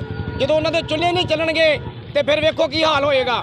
ਮੇਰੀ ਟੈਕਸ ਤਾਰਦੇ ਹੋ, ਹਾਂਜੀ, ਤੁਹਾਨੂੰ ਧਰਨੇ ਵੀ ਲਗਾਉਣੇ ਪੈ ਰਹੇ ਆ। ਟੈਕਸ ਤਾਰਦੇ ਆ, ਇੰਸ਼ੋਰੈਂਸਾਂ ਤਾਰਦੇ ਆ। ਇਹ ਸਰਕਾਰ ਦੀ ਨਾਕਾਮੀ ਆ ਕਿ ਜਿਨ੍ਹਾਂ ਕੋਲ ਕਾਗਜ਼ ਆ, ਗੱਡੀਆਂ ਖਰੀਦੀਆਂ, ਉਹਨਾਂ ਨੇ ਫਾਈਨਾਂਸ ਕਰਾਈਆਂ ਗੱਡੀਆਂ, ਉਹ ਚਲਾਉਣਗੇ, ਕਮਾਈ ਕਰਨਗੇ ਤੇ ਪੈਸੇ ਤਾਰਨਗੇ। ਜਿਹਨਾਂ ਨੂੰ ਕੰਮ ਹੀ ਨਾ ਮਿਲਿਆ, ਕੰਮ ਕੋਈ ਹੋਰ ਲੈ ਜਾਵੇ ਤੇ ਉਹ ਕਿੱਥੋਂ ਪੈਸੇ ਤਾਰਨਗੇ, ਕੀ ਕਰਨਗੇ? ਸਾਡੀ ਸਰਕਾਰ ਨੂੰ, ਭਗਵੰਤ ਮਾਨ ਨੂੰ ਪੁਰ ਜ਼ੋਰ ਅਪੀਲ ਹੈ ਜ਼ਿਲ੍ਹਾ ਗੁਰਦਾਸਪੁਰ ਵੱਲੋਂ ਕਿ ਇਹ ਸਾਡੀ ਜਿਹੜੀ ਸੁਣਵਾਈ ਕੀਤੀ ਜਾਵੇ, ਇਸ ਗੱਲ ਨੂੰ ਵਿਚਾਰਿਆ ਜਾਵੇ। ਕਿਉਂ ਨਹੀਂ ਵਿਚਾਰ ਰਹੇ? ਜੇ ਸਰਕਾਰ ਨਹੀਂ ਮੰਨਦੀ ਤੁਹਾਡੀ ਇਹ ਗੱਲ, ਨਹੀਂ ਮੰਨਦੀ ਤਾਂ ਫਿਰ ਅੱਗੇ ਹੋਰ ਸਮਾਂ, ਫਿਰ ਜਿੱਦਾਂ ਫਿਰ ਚੱਲਦੀ ਹੈ ਫਿਰ ਉਦਾਂ ਹੀ ਚੱਲੇਗਾ ਕੰਮ, ਫਿਰ ਚੱਲੂਗਾ। ਜਲੰਧਰ ਦੇ ਮਿਲਾਪ ਚੌਂਕ ਨੇੜੇ ਕੱਲ ਦੇਰ ਰਾਤ ਇੱਕ ਰੈਸਟੋਰੈਂਟ ਵਿੱਚ ਕੁਝ ਲੋਕਾਂ ਨੇ ਭੰਨਤੋੜ ਕੀਤੀ। ਘਟਨਾ ਕੱਲ ਰਾਤ ਕਰੀਬ 11 ਵਜੇ ਦੀ ਹੈ, ਜਦ ਰੈਸਟੋਰੈਂਟ ਦੇ ਮਾਲਕ ਆਪਣਾ ਰੈਸਟੋਰੈਂਟ ਬੰਦ ਕਰ ਘਰ ਅੰਦਰ ਖਾਣਾ ਖਾ ਰਹੇ ਸਨ। ਇਸ ਦੌਰਾਨ ਬਾਹਰੋਂ ਕੁਝ ਲੋਕ ਆ ਗਏ। ਇਸ ਰੈਸਟੋਰੈਂਟ ਦੇ ਬਾਹਰ ਤੇ ਸਮਾਨ ਨਾਲ ਭੰਨਤੋੜ ਕਰਨ ਲੱਗ ਪਈ। ਯਸ਼ਰਾਜ ਫਿਲਮਸ ਦੇ ਮਾਲਕ ਨੇ ਦੱਸਿਆ ਕਿ ਇਹ ਰੈਸਟੋਰੈਂਟ ਦੇ ਬੰਦ ਹੋਣ ਤੋਂ ਪਹਿਲਾਂ ਕੁਝ ਲੋਕਾਂ ਨੇ ਉੱਥੇ ਖਾਣਾ ਖਾਧਾ ਸੀ ਤੇ ਸ਼ਰਾਬ ਵੀ ਪੀਤੀ ਸੀ। ਬਾਅਦ ਵਿੱਚ ਉਹਨਾਂ ਲੋਕਾਂ ਨੇ ਰੈਸਟੋਰੈਂਟ ਦੇ ਸਟਾਫ ਅਤੇ ਮਾਲਕਾਂ ਨਾਲ ਬਹੁਤ ਬਹਿਸ ਕੀਤੀ, ਪਰ ਰਾਤ ਕਰੀਬ 11 ਵਜੇ ਉਹਨਾਂ ਦੇ ਰੈਸਟੋਰੈਂਟ ਦੇ ਬਾਹਰ ਪਏ ਕਾਊਂਟਰ ਅਤੇ ਹੋਰ ਸਮਾਨ ਨੂੰ ਲੋਕਾਂ ਵੱਲੋਂ ਤੋੜ ਦਿੱਤਾ ਗਿਆ। ਅੰਦਰ ਇਹ ਖਾ ਰਹੇ ਸੀ ਖਾਣਾ ਖਾ ਕੇ, ਹਾਂਜੀ, ਖਾ ਕੇ ਵੇਟਰ ਨੂੰ ਕਹਿੰਦੇ ਵੀ ਮੇਰੇ ਇੰਨੇ ਪੈਸੇ ਨਹੀਂ, ਮੇਰੇ ਇੰਨੇ ਪੈਸੇ। ਹਾਂਜੀ, ਬ੍ਰਦਰ ਨੇ ਕਿਹਾ ਵੀ ਚਲੋ ਜਿੰਨੇ ਪੈਸੇ ਆ ਗਏ ਤੁਸੀਂ ਦੇ ਦਿਓ ਸਾਨੂੰ ਜੀ। ਚਲੋ ਜਿੰਨੇ ਵੀ ਆਏ ਜੀ, ਖਾ ਖੂ ਕੇ ਚਲ ਗਏ ਨੇ। ਚਲ ਗਏ ਤੇ ਅਸੀਂ ਸ਼ਟਰ ਬੰਦ ਕਰਕੇ ਰੋਟੀ ਅੰਦਰ ਖਾ ਰਹੇ ਹਾਂ। ਬਾਗ ਖਾ ਕੇ ਤੇ ਅਸੀਂ ਅੰਦਰ ਖਾਣਾ ਖਾਣ ਡੇ ਹਾਂ। ਖਾਣਾ ਖਾਣ ਦੇ ਬਾਅਦ ਉਹਨਾਂ ਨੇ ਜਿਹੜੇ ਸਾਡੇ ਮੋਟਰਸਾਈਕਲ ਪਏ ਸੀ 4-5 ਉਹ ਤੋੜੇ, ਨਾਲ ATM ਸੀ ਉਹਦਾ ਮੋਟਰਸਾਈਕਲ ਤੋੜਿਆ, ਉਤਲੇ ਸ਼ੀਸ਼ੇ ਤੋੜਦੇ, ਕਾਊਂਟਰ ਜਿਹੜਾ ਸੜਕ ਤੇ ਸੁੱਟਤਾ। ਕਿਸ ਗੱਲ ਤੋਂ ਲੜਾਈ, ਕਿਸ ਗੱਲ ਤੋਂ ਹੋਈ? ਇਹ ਉਹਨਾਂ ਨੂੰ ਪਤਾ ਕਿਹੜੀ ਗੱਲੋਂ ਲੜਾਈ ਉਹਨਾਂ ਨੇ ਕੀਤੀ ਹੈ। ਅਸੀਂ ਅੰਦਰੋਂ ਨਿਕਲੇ ਨੇ। ਅਸੀਂ ਨਹੀਂ, ਤੁਹਾਡੇ ਨਾਲ ਕੋਈ ਬਹਿਸ ਵਸਾਈ ਕਿਸੇ ਬਿੱਲ ਨੂੰ ਲੈ ਕੇ ਜਾਂ ਕਿਸੇ ਚੀਜ਼ ਨੂੰ ਲੈ ਕੇ ਬਹਿਸ ਵਸਾਈ ਹੋਵੇ? ਕੋਈ ਗੱਲ ਹੀ ਨਹੀਂ ਹੋਈ ਜੀ। ਤੇ ਕੋਈ ਉਹਨਾਂ ਨੇ ਡਰਿੰਕ ਵਗੈਰਾ ਵੀ ਕੀਤੀ ਸੀ ਅੰਦਰ? ਡਰੰਕ ਸੀਗੇ ਬੰਦੇ? ਕਰਕੇ ਗਏ ਨੇ। ਕੈਬਨਿਟ ਮੰਤਰੀ ਗੁਰਮੀਤ ਸਿੰਘ ਮੀਤਹਿਰ ਨੇ ਰਾਜ ਸਭਾ ਮੈਂਬਰ ਰਾਘਵ ਚੱਡਾ ਨੂੰ ਪੰਜਾਬ ਸਰਕਾਰ ਦੀ ਸਲਾਹਕਾਰ ਕਮੇਟੀ ਦਾ ਚੇਅਰਮੈਨ ਬਣਾਏ ਜਾਣ ਤੇ ਵਿਰੋਧੀ ਧਿਰ ਦੇ ਸਵਾਲਾਂ ਦਾ ਕਰੜਾ ਜਵਾਬ ਦਿੱਤਾ ਹੈ। ਬੁੱਢੇ ਨਾਲੇ ਅਤੇ ਜਮਾਲਪੁਰ ਦੇ ਸੀਵਰੇਜ ਵਾਟਰ ਟ੍ਰੀਟਮੈਂਟ ਪਲਾਂਟ ਦਾ ਦੌਰਾ ਕਰਨ ਪਹੁੰਚੇ ਕੈਬਨਿਟ ਮੰਤਰੀ ਨੇ ਰਾਘਵ ਚੱਡਾ ਬਾਰੇ ਪੁੱਛੇ ਸਵਾਲ ਤੇ ਕਿਹਾ ਕਿ ਜਿਸ ਨੇ ਪ੍ਰਸ਼ਾਂਤ ਕਿਸ਼ੋਰ ਨੂੰ ਕੈਬਨਿਟ ਰੈਂਕ ਦਿੱਤਾ ਅਤੇ ਮੋਟਿਕ ਸਿੰਘ ਆਲੋਵਾਲੀਆ ਨੂੰ ਫਾਇਦਾ ਪਹੁੰਚਾਇਆ, ਉਹਨਾਂ ਨੂੰ ਰਾਘਵ ਚੱਡਾ ਤੋਂ ਸਵਾਲ ਕਰਨ ਦਾ ਅਧਿਕਾਰ ਨਹੀਂ ਹੈ। ਰਾਜ ਸਭਾ ਮੈਂਬਰ ਨੇ ਸੀਚੇਵਾਲ ਸਾਹਿਬ ਵੈਸੇ ਵੀ ਸਾਡੇ ਬੜੇ ਸਤਿਕਾਰਯੋਗ ਨੇ। ਬੜਾ ਇਹਨਾਂ ਦਾ ਲੰਬਾ ਸੰਘਰਸ਼ ਹੈ ਇਸ ਵਾਤਾਵਰਨ ਨੂੰ ਸਾਫ਼ ਰੱਖਣ ਦੀ ਖਾਤਰ, ਇਹ ਬੁੱਢੇ ਦਰਿਆ ਦੀ ਖਾਤਰ ਬੜੀ ਲੰਬੀ ਜਿਹੜੀ ਇਹਨਾਂ ਨੇ ਲੜਾਈ ਲੜੀ ਆ। ਸੋ ਮੈਂ ਸੰਤ ਜੀ ਨਾਲ ਹੀ ਅੱਜ ਅਸੀਂ ਇੱਥੇ ਆਏ ਹਾਂ ਕਿਉਂਕਿ ਹਜੇ ਵੀ ਜਿਹੜਾ ਪਾਣੀ ਹੈ ਉਹ ਪਿਛਲੇ ਦਿਨੀ ਵੀ ਤੁਸੀਂ ਖਬਰ ਜਿਹੜੀ ਦੇਖੀ ਹੋਣੀ ਹੈ ਕਿ ਬਹੁਤ ਸਾਰੀਆਂ ਜਿਹੜੀਆਂ ਮੱਛੀਆਂ ਵੀ ਜਿਹੜੀਆਂ ਮਰ ਗਈਆਂ। ਸੋ ਹੁਣ ਉਸੇ ਨੂੰ ਲੈ ਕੇ ਅੱਜ ਅਸੀਂ ਇੱਥੇ ਲੋਕਲ ਐਡਮਿਨਿਸਟ੍ਰੇਸ਼ਨ ਦੇ ਨਾਲ ਪੋਲੂਸ਼ਨ ਬੋਰਡ ਦੇ ਅਧਿਕਾਰੀ ਸੀ, ਸੀਵਰੇਜ ਬੋਰਡ ਦੇ ਅਧਿਕਾਰੀ ਸੀ, ਇਹਦੇ ਸੰਬੰਧ 'ਚ ਜਿਹੜੀ ਅੱਜ ਅਸੀਂ ਇੱਥੇ ਮੀਟਿੰਗ ਕੀਤੀ ਹੈ ਰਿਵਿਊ ਵੀ ਕੀ ਜਿਹੜੀਆਂ ਕਮੀਆਂ ਪੇਸ਼ੀਆਂ ਨੇ, ਕੀ ਉਹਨਾਂ ਦਾ ਜਿਹੜਾ ਹੱਲ ਹੈ ਉਹ ਹੋ ਸਕਦਾ ਹੈ। ਪਰ ਜਿਹੜੀ ਭਗਵੰਤ ਮਾਨ ਜੀ ਦੀ ਸਰਕਾਰ ਹੈ, ਸੀਚੇਵਾਲ ਸਾਹਿਬ ਸਾਡੇ ਨਾਲ ਖੜੇ ਆ, ਅਸੀਂ ਵਚਨਬੱਧ ਹੈ ਇਸ ਗੱਲ ਤੇ ਕਿਉਂਕਿ ਕੱਲ੍ਹ ਵੀ ਤੁਸੀਂ ਦੇਖਿਆ ਹੋਣਾ ਕਿਉਂਕਿ ਇਹ ਲੋਕਾਂ ਦੀ ਸਰਕਾਰ ਹੈ। ਵਾਤਾਵਰਨ ਨੂੰ ਸਾਫ਼ ਰੱਖਣਾ ਸਾਡੀ ਪ੍ਰਾਇਓਰਟੀ ਹੈ। ਮਤਲਬ ਕਿ ਜੇ ਲੋਕਾਂ ਨੇ ਕਿਹਾ ਵੀ ਭਾਈ ਜਿਹੜੀ ਇੰਡਸਟਰੀ ਆ ਉਹ ਮੱਤੇਵਾੜਾ ਲਈ ਨਹੀਂ ਲੱਗਣੀ ਚਾਹੀਦੀ ਤਾਂ CM ਸਾਹਿਬ ਨੇ ਲੋਕਾਂ ਦੀ ਗੱਲ ਸੁਣਦੇ ਹੋਏ, ਵਾਤਾਵਰਨ ਨੂੰ ਧਿਆਨ ਵਿੱਚ ਰੱਖਦੇ ਹੋਏ ਜਿਹੜਾ ਉਹ ਫੈਸਲਾ ਜਿਹੜਾ ਉਹਨੂੰ ਰੱਦ ਕੀਤਾ ਤੇ ਕਿਹਾ ਵੀ ਜਿਹੜਾ ਮੱਤੇਵਾੜਾ ਦਾ ਜੰਗਲ ਆ ਉਸੇ ਤਰ੍ਹਾਂ ਰਹੇਗਾ। ਸੋ ਇਹ ਵੀ ਸਾਡੀ ਪ੍ਰਾਇਓਰਟੀ ਹੈ। ਅਸੀਂ ਅੱਜ ਬੜੀਆਂ ਚੀਜ਼ਾਂ ਜਿਹੜੀਆਂ ਉਹ ਦੇਖੀਆਂ ਨੇ, ਉਹ ਆਉਣ ਵਾਲੇ ਸਮੇਂ 'ਚ CM ਸਾਹਿਬ ਦੇ ਨਾਲ ਸੀਚੇਵਾਲ ਸਾਹਿਬ ਦੀ ਅਗਵਾਈ 'ਚ ਅਸੀਂ ਡਿਸਕਸ ਵੀ ਕਰਾਂਗੇ ਤੇ ਉਹਦੇ ਲਈ ਕੀ ਜਿਹੜੇ ਪੋਸੀਬਲ ਲੇਆਊਟਸ ਹੈ, ਕੀ ਪਲਾਨਸ ਹੈ, ਉਹ ਵੀ ਤੇ ਵਿਚਾਰ ਕਰਾਂਗੇ। ਦਾ ਪ੍ਰੋਜੈਕਟ ਪਿਛਲੀ ਸਰਕਾਰ ਵੇਲੇ ਸ਼ੁਰੂ ਕੀਤਾ ਗਿਆ ਸੀ, ਕਿੱਥੇ ਤੱਕ ਪਹੁੰਚਿਆ? ਕਿਉਂਕਿ ਲਗਾਤਾਰ ਦਾਅਵੇ ਸਰਕਾਰਾਂ ਵੱਲੋਂ ਕੀਤੇ ਜਾਂਦੇ ਨੇ, ਸਥਿਤੀ ਨਹੀਂ ਬਦਲੀ। ਦੇਖੋ ਜੀ, ਪਿਛਲੀਆਂ ਸਰਕਾਰਾਂ ਨੇ ਇਕੱਲੇ ਇਹਦੇ ਨਹੀਂ, ਹਰ ਲੁਧਿਆਣੇ ਤਾਂ ਜੀ ਇੰਨੇ 1000 ਕਰੋੜ ਲੱਗ ਗਿਆ, ਇੰਨੇ ਲੱਖ ਕਰੋੜ ਲੱਗ ਗਿਆ ਤੇ ਸਭ ਤੋਂ ਜ਼ਿਆਦਾ ਘਪਲੇ ਵੀ ਮੈਨੂੰ ਲੱਗਦਾ ਵੱਡੇ ਲੁਧਿਆਣੇ 'ਚ ਹੀ ਹੁੰਦੇ ਰਹੇ ਆ। ਇਹ ਕੋਈ ਹੁਣ ਤੋਂ ਨਹੀਂ, ਪਿਛਲੇ ਮੈਨੂੰ ਲੱਗਦਾ ਵੀ ਜਦੋਂ ਦਾ ਲੁਧਿਆਣਾ ਵਸਿਆ ਇੱਥੇ ਇੰਡਸਟਰੀ ਸੀ, ਪੈਸਾ ਸੀ, ਸਭ ਤੋਂ ਵੱਧ ਜਿਹੜੀ ਕਰਪਸ਼ਨ ਇੱਥੇ ਹੁੰਦੀ ਰਹੀ ਹੈ ਤੇ ਉਹਦਾ ਸਬਕ ਵੀ ਲੋਕਾਂ ਨੇ ਪਿਛਲੇ ਸਮੇਂ 'ਚ ਉਹਨਾਂ ਜਿਹੜੇ ਰਾਜਨੀਤਿਕ ਲੋਕ ਸੀ ਉਹਨਾਂ ਨੂੰ ਸਿਖਾਇਆ। ਜੇ ਵਾਕਈ ਇੰਨੇ ਪੈਸੇ ਜਿੰਨੇ ਉਹ ਅਲੱਗ-ਅਲੱਗ ਪ੍ਰੋਜੈਕਟਾਂ 'ਤੇ ਗਿਣਾਉਂਦੇ ਰਹੇ ਆ ਜੇ ਲੱਗੇ ਹੁੰਦੇ ਤਾਂ ਅੱਜ ਸਾਨੂੰ ਅੱਜ ਇੱਥੇ ਆ ਕੇ ਦੇਖਣ ਦੀ ਜ਼ਰੂਰਤ ਨਹੀਂ ਸੀ ਪੈਣੀ ਵੀ ਭਾਈ ਮੱਛੀਆਂ ਕਿਉਂ ਮਰ ਗਈਆਂ, ਪਾਣੀ ਕਿਉਂ ਹਜੇ ਵੀ ਗੰਦਲਾ ਆ ਰਿਹਾ। ਸੋ ਪਿਛਲੇ ਸਮੇਂ 'ਚ ਹੋਇਆ ਕੁਛ ਨਹੀਂ, ਪੈਸੇ ਜ਼ਰੂਰ ਲੱਗੇ ਆ ਪਰ ਉਹ ਗਰਾਊਂਡ ਤੱਕ ਪਹੁੰਚੇ ਨਹੀਂ, ਜਿਹਦੇ ਕਰਕੇ ਅੱਜ ਵੀ ਜਿਹੜੇ ਹਾਲਾਤ ਨੇ ਇੱਦਾਂ ਦੇ ਜਿਹੜੇ ਬਣੇ ਹੋਏ ਆ। ਪਰ ਅਸੀਂ ਜਿਹੜਾ ਲੋਕਾਂ ਦਾ ਪੈਸਾ ਪੰਜੀ ਜਿਹੜੀ ਹੈ ਉਹ ਜਿਹੜੇ ਪ੍ਰੋਜੈਕਟ ਦੀ ਲੋਟ ਹੋਈ ਹੈ ਉਹਦੇ ਤੇ ਲੱਗੂਗੀ ਤੇ ਉਹ ਪਬਲਿਕ ਦੇ ਜਿਹੜੇ ਕੰਮ ਹੈ ਉਹ ਆਊਗੇ। ਪਿਛਲੇ ਕੁਝ ਦਿਨਾਂ ਤੋਂ ਸਰਕਾਰੀ ਬੱਸਾਂ ਉੱਪਰ ਸੰਤ ਜਰਨੈਲ ਸਿੰਘ ਖਾਲਸਾ ਭਿੰਡਰਾਂਵਾਲਿਆਂ ਦੀ ਤਸਵੀਰਾਂ ਲੱਗਣ ਨੂੰ ਲੈ ਕੇ ਕਾਫੀ ਵਿਵਾਦ ਚੱਲ ਰਿਹਾ, ਜਿਸ ਤੋਂ ਬਾਅਦ ਹੁਣ PRTC ਡਿਪਾਰਟਮੈਂਟ ਸਿੱਖ ਕੌਮ ਅੱਗੇ ਝੁਕਦਾ ਹੋਇਆ ਨਜ਼ਰ ਆ ਰਿਹਾ ਤੇ ਪ੍ਰਸ਼ਾਸਨ ਵੱਲੋਂ ਇੱਕ ਪੱਤਰ ਜਾਰੀ ਕੀਤਾ ਗਿਆ ਜਿਸ ਉਹਨਾਂ ਨੇ ਲਿਖਿਆ ਕਿ ਸੰਤ ਜਰਨੈਲ ਸਿੰਘ ਖਾਲਸਾ ਭਿੰਡਰਾਂਵਾਲਿਆਂ ਦੀ ਅਤੇ ਭਾਈ ਜਗਤਾਰ ਸਿੰਘ ਹਵਾਰਾ ਦੀ ਤਸਵੀਰ ਕੋਈ ਵੀ ਧੱਕੇ ਨਾਲ ਬੱਸਾਂ ਤੇ ਨਹੀਂ ਉਤਾਰੀ ਜਾਵੇਗੀ। ਤੇ ਬਾਅਦ ਹੁਣ SGPC ਦੇ ਪ੍ਰਧਾਨ ਹਰਜਿੰਦਰ ਸਿੰਘ ਧਾਮੀ ਨੇ ਪੱਤਰਕਾਰਾਂ ਨਾਲ ਗੱਲਬਾਤ ਕਰਦਿਆਂ ਕਿਹਾ ਕਿ ਜੇ ਤੁਸੀਂ 10 ਤਸਵੀਰਾਂ ਸੰਤ ਜਰਨੈਲ ਸਿੰਘ ਖਾਲਸਾ ਭਿੰਡਰਾਂਵਾਲਿਆਂ ਦੀ ਬੱਸਾਂ ਤੋਂ ਉਤਾਰੋਗੇ ਤਾਂ ਸਿੱਖ ਕੌਮ 100 ਦੇ ਕਰੀਬ ਸੰਤ ਦੀਆਂ ਤਸਵੀਰਾਂ ਹੋਰ ਲਗਾਉਣਗੇ। ਇੱਕ ਲੋਗੋ ਸਾਰੀ ਸ਼ਤਾਬਦੀ ਨੂੰ ਸਮਰਪਿਤ ਹੋ ਜਿਹੜਾ ਜਾਰੀ ਕੀਤਾ ਜਾਂਦਾ ਰਿਹਾ। ਅੱਜ ਵੀ ਹੁਣ ਤੁਸੀਂ ਦੇਖਦੇ ਆ ਵੀ ਗੁਰੂ ਕਾ ਬਾਗ ਤੇ ਸ਼ਹੀਦੀ ਸਾਗਾ ਪੰਜਾ ਸਾਹਿਬ, ਇਹ ਦੋ ਖਿੱਚ ਦੇ ਕੇਂਦਰ ਆ ਵੀ, ਕਿਉਂਕਿ ਰੇਲ ਗੱਡੀ ਥੱਲੇ ਰੇਲ ਉਹਨਾਂ ਨੇ ਰੋਕੀ ਸੀ, ਉਸੇ ਤਰਜ਼ ਦੇ ਉੱਤੇ ਸ਼ਹੀਦੀ ਸਾਕਾ ਪੰਜਾ ਸਾਹਿਬ ਗੁਰਦੁਆਰਾ ਸਾਹਿਬਾਨ ਨੂੰ ਕੀਤਾ ਗਿਆ। ਇਹ ਜਿਹੜਾ ਅੱਜ ਲੋਗੋ ਜਾਰੀ ਕੀਤਾ ਗਿਆ ਤਾਂ ਕਿ ਇਹ ਗੱਡੀਆਂ ਤੇ ਲੱਗਣਗੇ, ਇਹਨਾਂ ਦੇ ਆਮ ਫਿਰ ਜਿੱਦਾਂ ਆਪਾਂ ਫਲੈਕਸਾਂ ਲਾਵਾਂਗੇ ਤੇ ਲੋਕਾਂ ਦੇ ਵਿੱਚ ਇਹ ਗੱਲ ਦਾ ਮੋਹ ਵੀ ਜਾਗੇ ਕਿ ਸਾਡੇ ਬਜ਼ੁਰਗਾਂ ਨੇ ਸਾਡੇ ਲਈ ਕੀ ਕੁਝ ਕੀਤਾ। ਇਹ ਅੱਜ ਲੋਗੋ ਸਾਰਿਆਂ ਨੇ ਰਲ ਕੇ ਜਾਰੀ ਕੀਤਾ। ਦੇਖੋ, ਬਹੁਤ ਮਾੜੀ ਗੱਲ ਆ, ਇਸ ਮੁਲਕ ਦੇ ਵਿੱਚ ਸਾਨੂੰ ਆਜ਼ਾਦੀ ਵੀ ਆ, ਧਾਰਮਿਕ ਆਜ਼ਾਦੀ ਵੀ ਆ, ਪਰ ਜੇ ਕੋਈ ਸਿੱਖ ਉਹ ਮਹਾਨ ਜਰਨੈਲਾਂ ਦੀਆਂ ਤਸਵੀਰਾਂ ਲਾ ਲੈਂਦਾ ਫੋਟੋ, ਤੇ ਇਹਦੇ ਵਿੱਚ ਕਿਸੇ ਨੂੰ ਕੋਈ ਇਤਰਾਜ਼ ਨਹੀਂ ਹੋਣਾ ਚਾਹੀਦਾ। ਸਰਕਾਰ ਨੂੰ ਵੀ ਬੇਨਤੀ ਸਨਿਬਰ ਕਰਦੇ ਆ, ਕਿਉਂਕਿ ਹਰ ਇੱਕ ਨੇ ਤਸਵੀਰ ਲਾਈ, ਉਹਦਾ ਪ੍ਰੇਰਨਾ ਸਰੋਤ ਆ, ਪਰ ਜੇ ਤੁਸੀਂ ਲਾਉਣ ਦਾ ਯਤਨ ਕਰੋਗੇ, ਜੇ 10 ਲਾਹੋਗੇ ਤਾਂ 100 ਲੋਕਾਂ ਨੇ ਲਾਉਣੀ ਹੋਰ।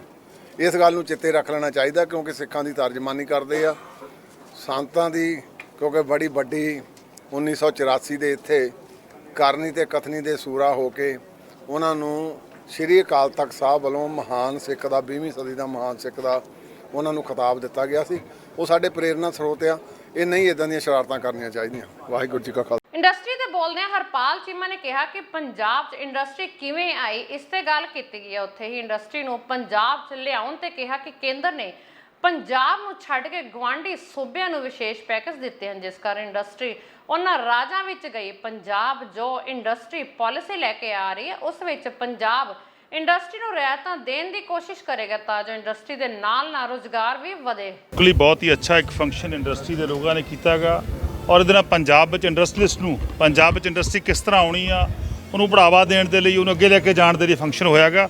ਸੋ ਸਾਰੇ ਪ੍ਰਬੰਧਕਾਂ ਦਾ ਬਹੁਤ ਬਹੁਤ ਧੰਨਵਾਦ। ਬਹੁਤ ਸਾਰੇ ਇੰਡਸਟਰੀਲਿਸਟ ਜਿਹੜੇ ਨੇਗੇ ਪੰਜਾਬ ਦੇ ਵੱਖ-ਵੱਖ ਹਿੱਸਿਆਂ 'ਚੋਂ ਆਏ ਨੇਗੇ, ਉਹਨਾਂ ਸਾਰਿਆਂ ਦਾ ਬਹੁਤ ਬਹੁਤ ਧੰਨਵਾਦ। ਜਿਹੜੇ ਵੈਲਿਊਏਬਲ ਸੁਝਾਅ ਜਿਹੜੇ ਨੇ ਉਹ ਦੇ ਰਹੇ ਨੇਗੇ। ਕੇਂਦਰ ਸਰਕਾਰ ਨੇ ਕਾਫੀ ਸਮਾਂ ਪਹਿਲਾਂ ਸਾਡੇ ਗੁਆਂਢੀ ਰਾਜਾਂ ਨੂੰ, ਖਾਸ ਕਰਕੇ ਜੇ ਹਿਮਾਚਲ ਦੀ ਗੱਲ ਕਰੀਏ, ਆਪਾਂ ਹਰਿਆਣੇ ਦੀ ਗੱਲ ਕਰੀਏ ਜਾਂ ਜੰਮੂ ਕਸ਼ਮੀਰ ਦੀ ਗੱਲ ਕਰੀਏ, ਉਹਨਾਂ ਨੂੰ ਸਪੈਸ਼ਲ ਆਰਥਿਕ ਪੈਕੇਜ ਦਿੱਤਾ ਸੀਗਾ, ਜਿਹਦੇ ਕਾਰਨ ਪੰਜਾਬ ਦੀ ਇੰਡਸਟਰੀ ਜਿਹੜੀ ਆ, ਬਹੁਤ ਸਾਰੀ ਇੰਡਸਟਰੀ ਆ, ਉਹ ਦੂਜੇ ਰਾਜਾਂ ਚਲੀ ਗਈ ਸੀ। ਪਰ ਲੇਕਿਨ ਅਸੀਂ ਇੰਡਸਟਰੀ ਦੀ ਸਪੈਸ਼ਲ ਪਾਲਿਸੀ ਤਿਆਰ ਕਰ ਰਹੇ ਹਾਂਗੇ, ਔਰ ਆਉਣ ਵਾਲੇ ਸਮੇਂ ਦੇ ਵਿੱਚ ਮੈਂ ਸਮਝਦਾ ਪੰਜਾਬ ਵਿੱਚ ਵੱਡੇ ਪੱਧਰ ਤੇ ਇਨਵੈਸਟਰ ਜਿਹੜੇ ਨੇਗੇ ਉਹ ਪੰਜਾਬ 'ਚ ਆਉਣਗੇ। ਇੰਡਸਟਰੀ ਆਊਗੀ, ਜਦੋਂ ਇੰਡਸਟਰੀ ਆਊਗੀ ਤਾਂ ਸਾਡੇ ਨੌਜਵਾਨਾਂ ਨੂੰ ਰੁਜ਼ਗਾਰ ਮਿਲੂਗਾ।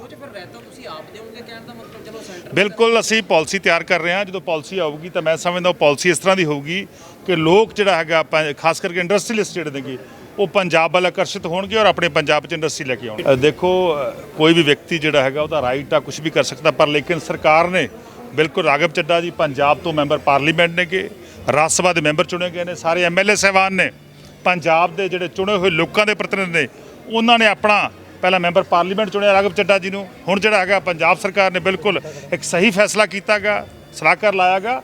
ਸੋ ਬਿਲਕੁਲ ਸਹੀ ਫੈਸਲਾ ਗਾ। ਵਿਰੋਧੀਆਂ ਦਾ ਕੰਮ ਨਿੱਦੀ ਜਾਣ। ਪਹਿਲਾਂ ਵੀ ਬਹੁਤ ਸਾਰੇ ਐਡਵਾਈਜ਼ਰ ਜਿਹੜੇ ਹੁੰਦੇ ਨੇ ਸਰਕਾਰਾਂ ਲਾਉਂਦੀਆਂ ਨੇ। ਸਰਕਾਰਾਂ ਦਾ ਕੰਮ ਇਹ ਨਹੀਂ ਹੁੰਦਾ ਕਿ ਇਕੱਲਾ ਇੱਕ ਵਿਅਕਤੀ ਕੰਮ ਕਰਦਾ, ਸਰਕਾਰਾਂ ਐਡਵਾਈਜ਼ਰ ਲਾਉਂਦੀਆਂ ਨੇ, ਸਲਾਹਕਾਰ ਲਾਉਂਦੀਆਂ ਨੇ ਕਿ ਸੋ ਉਸ ਨੀਤੀ ਦੇ ਤਹਿਤ ਲਾਏ ਨੇ ਕਿ ਇਹਦੇ ਵਿੱਚ ਕੋਈ ਵੀ ਜਿਹੜਾ ਗਲਤ ਕੰਮ ਨਹੀਂ ਹੋਇਆ।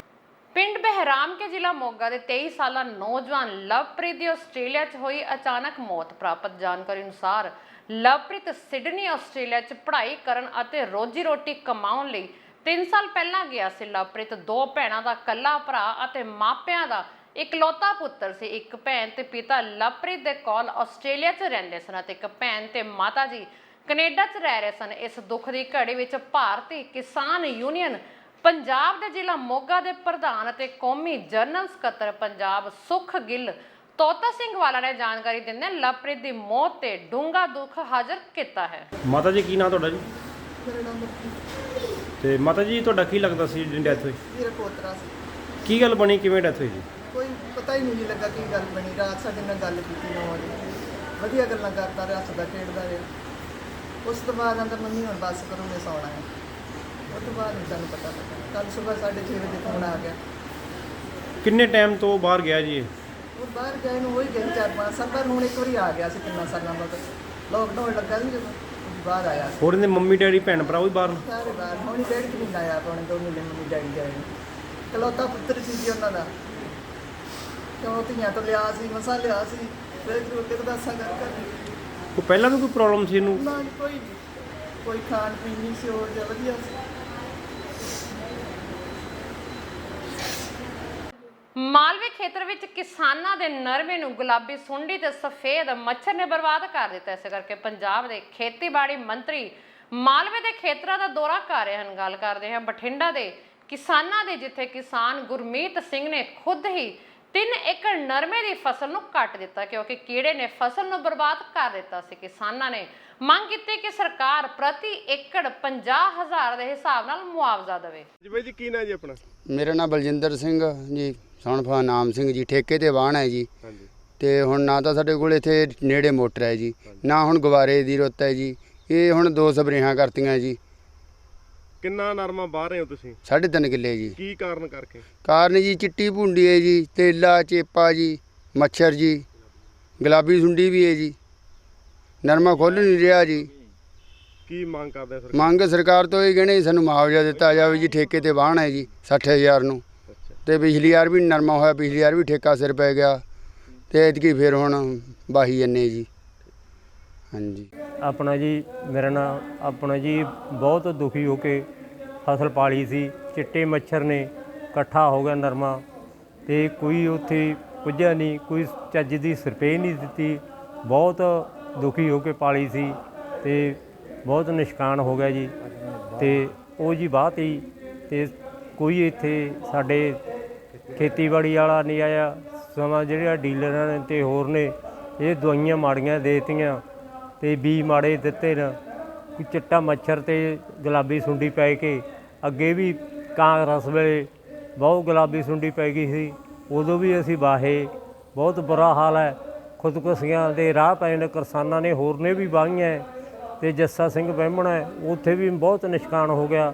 ਉੱਥੇ ਵੀ ਕਈ ਕਿੱਲੇ ਏਕੜ ਵਾਹੀ ਤੁਰੇ ਜਾਂਦੇ ਨੇ ਜੀ। ਸਿਵਲ ਹਸਪਤਾਲ ਸੰਗਰੂਰ ਅੱਤ ਦੀ ਗਰਮੀ, ਜਿੱਥੇ ਲੋਕਾਂ ਨੂੰ ਪੱਖੇ ਦੀ ਹਵਾ ਨਹੀਂ ਲੱਗ ਰਹੀ, ਉੱਥੇ ਮੁੱਖ ਮੰਤਰੀ ਭਗਵੰਤ ਮਾਨ ਦੇ ਸ਼ਹਿਰ ਸੰਗਰੂਰ ਦੇ ਸਿਵਲ ਹਸਪਤਾਲ ਮਰੀਜ਼ ਬਿਨਾਂ ਲਾਈਟ ਤੋਂ ਮੱਛੀ ਵਾਂਗ ਤੜਫ ਰਹੇ ਹਨ। ਤਸਵੀਰਾਂ ਖੁਦ ਬਿਆਨ ਕਰਦੀਆਂ ਹਨ ਕਿ ਇੱਕ ਪਾਸੇ ਪੰਜਾਬ ਸਰਕਾਰ ਮੁਹੱਲਾ ਕਲੀਨਿਕ ਖੋਲ੍ਹਣ ਜਾ ਰਹੀ ਹੈ ਤੇ ਦੂਜੇ ਪਾਸੇ ਸ਼ਹਿਰ ਅੰਦਰ ਸਿਵਲ ਹਸਪਤਾਲ ਸੰਗਰੂਰ 'ਚ ਪਿਛਲੇ 1.5 ਘੰਟੇ ਤੋਂ ਲਾਈਟ ਹੀ ਨਹੀਂ। ਲੋਕ ਐਕਸਰੇ ਕਾਗਜ਼ ਦੀਆਂ ਫਾਈਲਾਂ ਨਾਲ ਹਵਾ ਝੇਲਣ ਲਈ ਮਜਬੂਰ ਹਨ। ਮੀਡੀਆ ਨਾਲ ਗੱਲ ਕਰਦਿਆਂ ਮਰੀਜ਼ਾਂ ਨੇ ਕਿਹਾ ਕਿ ਅਸੀਂ ਸਰਕਾਰ ਬਿਜਲੀ ਦਾ ਪ੍ਰਬੰਧ ਕਰੇ, ਮਰੀਜ਼ ਔਖੇ ਹੋ ਰਹੇ ਹਨ, ਗਰਮੀ ਪੈ ਰਹੀ ਹੈ, ਬਜ਼ੁਰਗਾਂ ਨੂੰ ਬਹੁਤ ਤਕਲੀਫ ਹੋ ਰਹੀ ਹੈ। ਇੱਕ ਪਾਸੇ ਮਰੀਜ਼ ਦਵਾਈ ਲੈਣ ਆਉਂਦੇ ਤੇ ਉੱਥੇ ਲਾਈਟ ਨਾ ਹੋਣਾ, ਸਰਕਾਰ ਨੂੰ ਇਸ ਵੱਲ ਧਿਆਨ ਦੇਣਾ ਚਾਹੀਦਾ ਹੈ। ਸੁਖਵਿੰਦਰ ਕੌਰ ਹੈ ਜੀ। ਸੁਖਵਿੰਦਰ ਕਦੋਂ ਦੇ ਬੈਠੇ ਹੋ ਇੱਥੇ? ਲਾਈਟ ਨਹੀਂ ਹੈਗੀ। ਅੱਧਾ ਘੰਟਾ ਹੋ ਗਿਆ। ਬਹੁਤ ਪੈ ਰਹੀ ਹੈ, ਕੀ ਬੋਲਣਾ ਚਾਹੁੰਦੇ? ਕੀ ਬਹੁਤ ਹੈਰਾਨ ਹੋ ਰਹੇ ਵੀ ਅੱਧਾ ਘੰਟਾ ਹੋ ਗਿਆ ਬੈਠੇ ਨੂੰ ਗਰਮੀ 'ਚ। ਕੀ ਕਰਨਾ ਚਾਹੀਦਾ? ਪ੍ਰਬੰਧ ਕਰੋ ਬਿਜਲੀ ਦਾ, ਮਰੀਜ਼ ਵੀ ਔਖੇ ਹੁੰਦੇ ਨੇ। ਸਰਜੀਤ ਕੌਰ। ਜੀ ਹਸਪਤਾਲ ਦੇ ਵਿੱਚ ਆਏ ਹੋ, ਕਿੰਨਾ ਟਾਈਮ ਹੋ ਗਿਆ? ਕਿੰਨਾ ਟਾਈਮ ਹੋ ਗਿਆ ਲਾਈਟ ਗਈ ਨੂੰ? ਕੀ ਬੋਲਣਾ ਚਾਹੁੰਦੇ ਹੋ? ਖਾਸਾ ਟਾਈਮ ਹੋ ਗਿਆ ਲੋਕ ਗਏ ਤਾਂ, ਪਰ ਗਰਮੀ ਪੈ ਰਹੀ ਹੈ, ਵੱਧ ਚਿੱਤ ਘਬਰਾ ਰਹੇ ਨੇ। ਖੜਿਆ ਹੀ ਜਾਂਦਾ, ਬੈਠਾ ਹੀ ਜਾਂਦਾ। ਸਿਆਣੇ ਬੰਦੇ ਨੂੰ ਬਹੁਤ ਔਖਾ ਹੈ ਵੀ ਹੁਣ ਸਰਕਾਰ ਨੂੰ ਫਿਰ ਉਹ ਕਰਨੀ ਚਾਹੀਦੀ, ਮਾੜੀ ਮੋਟੀ ਗੌਰ ਕਰਨੀ ਚਾਹੀਦੀ ਹੈ। ਉਮਾਨ ਕੌਰ ਹੈ ਜੀ। ਕੀ ਬੋਲਣਾ ਚਾਹੁੰਦੇ? ਦੇਖੋ ਗਰਮੀ ਹੋਈ। ਗਰਮੀ ਹੈ ਵੀਰ, ਗਰਮੀ 'ਚ ਖੜਿਆ ਵੀ ਮਾੜਾ ਮੋਟਾ ਕੋਈ ਲਾਈਟ ਦਾ ਪ੍ਰਬੰਧ ਹੋਣਾ ਚਾਹੀਦਾ, ਹੋਰ ਤਾਂ ਕੁਛ ਨਹੀਂ। ਜਿਹੜੇ ਕਦੋਂ ਢਿੱਲਾ ਹੁੰਦਾ ਬੰਦਾ, ਇੱਕ ਆਹ ਲਾਈਟ ਵਾਲਾ ਤੰਗ ਹੋ ਰਿਹਾ, ਗੁਦੂਨੀ ਗਰਮੀ ਹੋ ਰਹੀ ਹੈ। ਗੁਜਰਾਤ ATS ਨੂੰ ਵੱਡੀ ਕਾਮਯਾਬੀ ਮਿਲੀ ਹੈ। ਜਾਣਕਾਰੀ ਮੁਤਾਬਕ ਪੰਜਾਬ ਪੁਲਿਸ ਵੱਲੋਂ ਗੁਜਰਾਤ ATS ਨੂੰ ਜਾਣਕਾਰੀ ਦਿੱਤੀ ਗਈ ਸੀ ਕਿ ਜਿਸ ਦੇ ਆਧਾਰ ਤੇ ਗੁਜਰਾਤ ATS ਵੱਲੋਂ ਮੁੰਦਰਾ ਬੰਦਰਗਾਹ ਤੋਂ 75 ਕਿਲੋ ਹੈਰੋਇਨ ਬਰਾਮਦ ਕੀਤੀ ਗਈ। ਗੁਜਰਾਤ ATS ਵੱਲੋਂ ਕਾਰਵਾਈ ਕਰਦੇ ਹੋਏ ਇਹ ਬਰਾਮਦਗੀ ਕੀਤੀ ਗਈ ਸੀ, ਜੋ ਕਿ ਕੱਪੜੇ 'ਚ ਲਪੇਟ ਕੇ ਇੱਕ ਕੰਟੇਨਰ 'ਚ ਲੁਕਾਈ ਗਈ ਸੀ। ਅੱਗੇ ਕੀ ਜਾਂਚ ਕੀਤੀ ਜਾ ਰਹੀ ਹੈ। DGP ਪੰਜਾਬ ਵੱਲੋਂ ਇਸ ਬਾਰੇ ਜਾਣਕਾਰੀ ਦਿੱਤੀ ਗਈ। ਡਰੱਗਸ ਦੇ ਖਿਲਾਫ ਛੇੜੀ ਹੋਈ ਮੁਹਿੰਮ ਦੇ ਵਿੱਚ ਪੁਲਿਸ ਨੂੰ ਅੱਜ ਇੱਕ ਵੱਡੀ ਕਾਮਯਾਬੀ ਮਿਲੀ ਹੈ, ਜਦੋਂ ਇੱਕ ਗੁਜਰਾਤ ਪੁਲਿਸ ਨਾਲ ਜੁਆਇੰਟ ਆਪਰੇਸ਼ਨ ਦੇ ਵਿੱਚ 75 ਕਿਲੋ ਹੈਰੋਇਨ ਰਿਕਵਰ ਹੋਈ ਹੈ ਮੁੰਦਰਾ ਪੋਰਟ ਦੇ ਵਿੱਚ। ਇਹ ਪੰਜਾਬ ਪੁਲਿਸ ਦੀ ਇਨਪੁਟ ਸੈਂਟਰਲ ਏਜੰਸੀਜ਼ ਨਾਲ ਸ਼ੇਅਰ ਕੀਤੀ ਗਈ, ਗੁਜਰਾਤ ATS ਨਾਲ ਸ਼ੇਅਰ ਕੀਤੀ ਗਈ। ਇੱਕ ਜੁਆਇੰਟ ਆਪਰੇਸ਼ਨ ਪਲਾਨ ਹੋਇਆ। ਸਾਡੀ ਪੁਲਿਸ ਟੀਮ ਇੱਥੋਂ ਗਈ ਹੈ with the cooperation of central agencies and Gujarat ATS 75 kilo heroin the recovery ਹੋਈ ਹੈ। ਇਸ ਦੀ ਤਾਰਾ ਪੰਜਾਬ ਦੇ ਵਿੱਚ ਜੁੜੀਆਂ ਹੈ। ਇਹ ਕਨਸਾਈਨਮੈਂਟ ਪੰਜਾਬ ਦੇ ਵਿੱਚ ਡਿਲੀਵਰ ਹੋ ਕੇ ਅੱਗੇ ਜਾਣੀ ਸੀ। that Punjab part is being explored and investigated। ਇਹ ਇੱਕ ਡਰੱਗਾਂ ਦੇ ਖਿਲਾਫ ਜਿਹੜੀ ਮੁਹਿੰਮ ਚੀਫ ਮਿਨਿਸਟਰ ਸਾਹਿਬ ਦੇ ਆਰਡਰਸ ਤੇ ਸ਼ੁਰੂ ਹੋਈ ਹੈ, ਉਸ ਦੇ ਵਿੱਚ ਇੱਕ ਬਹੁਤ ਵੱਡੀ ਜਿੱਤ ਹੈ ਜੀ। ਤੇ ਅਸੀਂ ਇਨਵੈਸਟੀਗੇਸ਼ਨ ਨੂੰ ਜਾਰੀ ਰੱਖਾਂਗੇ। ਅੱਜ ਜਲੰਧਰ ਵਿੱਚ ਉਸ ਸਮੇਂ ਹੰਗਾਮਾ ਖੜਾ ਹੋ ਗਿਆ ਜਦੋਂ ਸਿੱਖ ਸਮੁਦਾਇ ਨੇ ਸਰਕਾਰੀ ਬੱਸਾਂ ਤੇ ਸੰਤ ਜਰਨੈਲ ਸਿੰਘ ਭਿੰਡਰਾਂਵਾਲੇ ਦੀਆਂ ਤਸਵੀਰਾਂ ਲਗਾਉਣ ਦੀ ਕੋਸ਼ਿਸ਼ ਕੀਤੀ, ਪਰ ਪੁਲਿਸ ਇਹਨਾਂ ਨੂੰ ਖਦੇੜਦੀ ਹੋਈ ਨਜ਼ਰ ਆਈ। ਹਾਲਾਂਕਿ ਪੁਲਿਸ ਨਾਲ ਇਹ ਲੋਕ ਭਿੜਦੇ ਹੋਏ ਵੀ ਨਜ਼ਰ ਆਏ ਤੇ ਤਸਵੀਰਾਂ ਲਗਾਉਣ ਦੀ ਜਿੱਦ ਤੇ ਅੜੇ ਰਹੇ ਤੇ ਇਹ ਹੰਗਾਮਾ ਕਾਫੀ ਲੰਬਾ ਸਮਾਂ ਚੱਲਦਾ ਰਿਹਾ। ਪੇਸ਼ ਹੈ ਜਲੰਧਰ ਤੋਂ ਖਾਸ ਰਿਪੋਰਟ।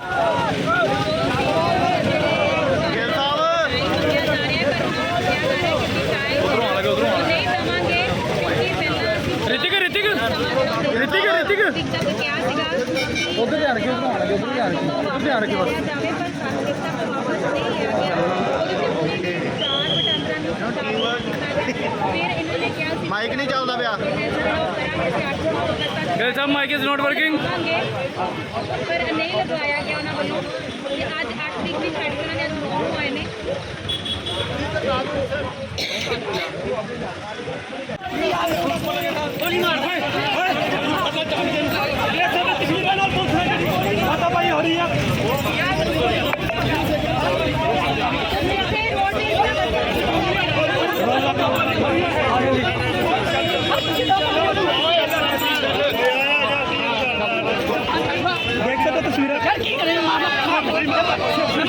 आदित्य मार दे ना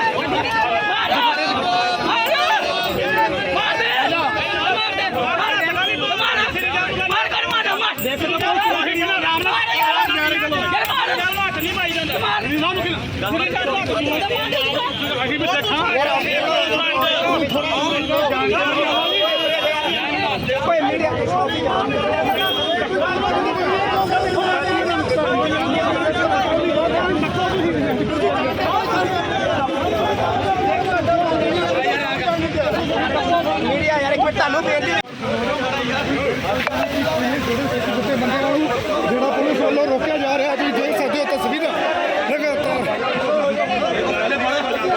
ਏਡੀਸੀਪੀ ਸਾਹਿਬ ਐਚਐਸ ਰੰਧਾਵਾ ਜੀ ਉਹਨਾਂ ਵੱਲੋਂ ਪੰਜਾਬ ਸਰਕਾਰ ਬੰਦ ਕਰੋ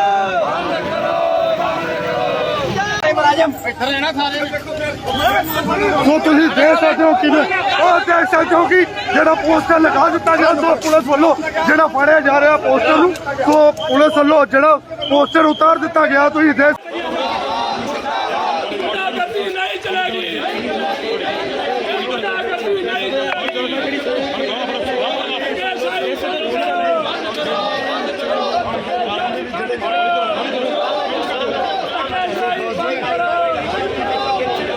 ਪੰਜਾਬ ਵਿੱਚ ਹੋਣ ਵਾਲੀਆਂ ਛਿੰਝਾਂ ਹਮੇਸ਼ਾ ਭਾਈਚਾਰਕ ਸਾਂਝ ਪੈਦਾ ਕਰਦੀਆਂ ਹਨ। ਅੱਜ ਕਪੂਰਥਲਾ ਵਿੱਚ ਇਸੇ ਇੱਕ ਛਿੰਝ ਮੇਲਾ ਸ਼੍ਰੀ ਗੁਰੂ ਹਯਾਨ ਨਾਥ ਅਖਾੜਾ ਕਮੇਟੀ ਵੱਲੋਂ ਕਰਵਾਇਆ ਗਿਆ। ਪ੍ਰਬੰਧਕਾਂ ਨੇ ਕਿਹਾ ਕਿ ਇਹ ਛਿੰਝ ਮੇਲਾ ਹਰ ਸਾਲ ਕਰਵਾਇਆ ਜਾਂਦਾ ਹੈ। ਉਹਨਾਂ ਇਹ ਵੀ ਕਿਹਾ ਕਿ ਖਿਡਾਰੀਆਂ ਦਾ ਮਨੋਬਲ ਵਧਾਉਣ ਲਈ ਵੱਡੇ ਇਨਾਮ ਵੀ ਦਿੱਤੇ ਜਾਂਦੇ ਹਨ। ਪਹਿਲਾਂ ਤਾਂ ਸਾਰੇ ਪੰਜਾਬੀਆਂ ਨੂੰ ਪਿਆਰ ਭਰੀ ਸਤਿ ਸ੍ਰੀ ਅਕਾਲ ਜੀ। ਇਹ 8ਵਾਂ ਛਿੰਝ ਮੇਲਾ ਕਰਵਾਉਣ ਜਾ ਰਹੇ ਹਾਂ ਜੀ, ਔਰ ਇਸ ਮੇਲੇ ਦੇ ਵਿੱਚ ਯੂਥ ਨੂੰ ਜੋੜਿਆ ਜਾ ਰਿਹਾ, ਖਾਸ ਕਰਕੇ ਨਸ਼ਿਆਂ ਤੋਂ ਦੂਰ ਰਹਿਣ ਵਾਲੀ ਜਿਹੜੀ ਆ ਪ੍ਰੇਰਿਤ ਕੀਤਾ ਜਾ ਰਿਹਾ ਆ। ਇਸ ਮੇਲੇ ਦੇ ਵਿੱਚ ਅਸੀਂ ਫਸਟ ਪ੍ਰਾਈਜ਼ ਜਿਹੜਾ ਰੱਖਿਆ ਆ ਇੱਕ ਮੋਟਰਸਾਈਕਲ, ਔਰ ਸੈਕਿੰਡ ਪ੍ਰਾਈਜ਼ 25,000, ਔਰ ਥਰਡ ਪ੍ਰਾਈਜ਼ ਜਿਹੜਾ 11,000, ਔਰ ਆਮ ਜਨਤਾ ਜਿਹੜੀ ਦੇਖਣ ਆਊਗੀ ਉਹਨਾਂ ਨੂੰ ਲੱਕੀ ਡਰਾਅ ਦਿੱਤੇ ਜਾਣਗੇ ਤੇ ਲੱਕੀ ਡਰਾਅ ਦੇ ਵਿੱਚੋਂ ਪੱਖੇ ਔਰ ਸਾਈਕਲ ਜਿਹੜੇ ਉਹਨਾਂ ਨੂੰ ਇਨਾਮ ਦੇ ਤੌਰ ਤੇ ਦਿੱਤੇ ਜਾਣਗੇ ਸਾਡੇ ਵੱਲੋਂ।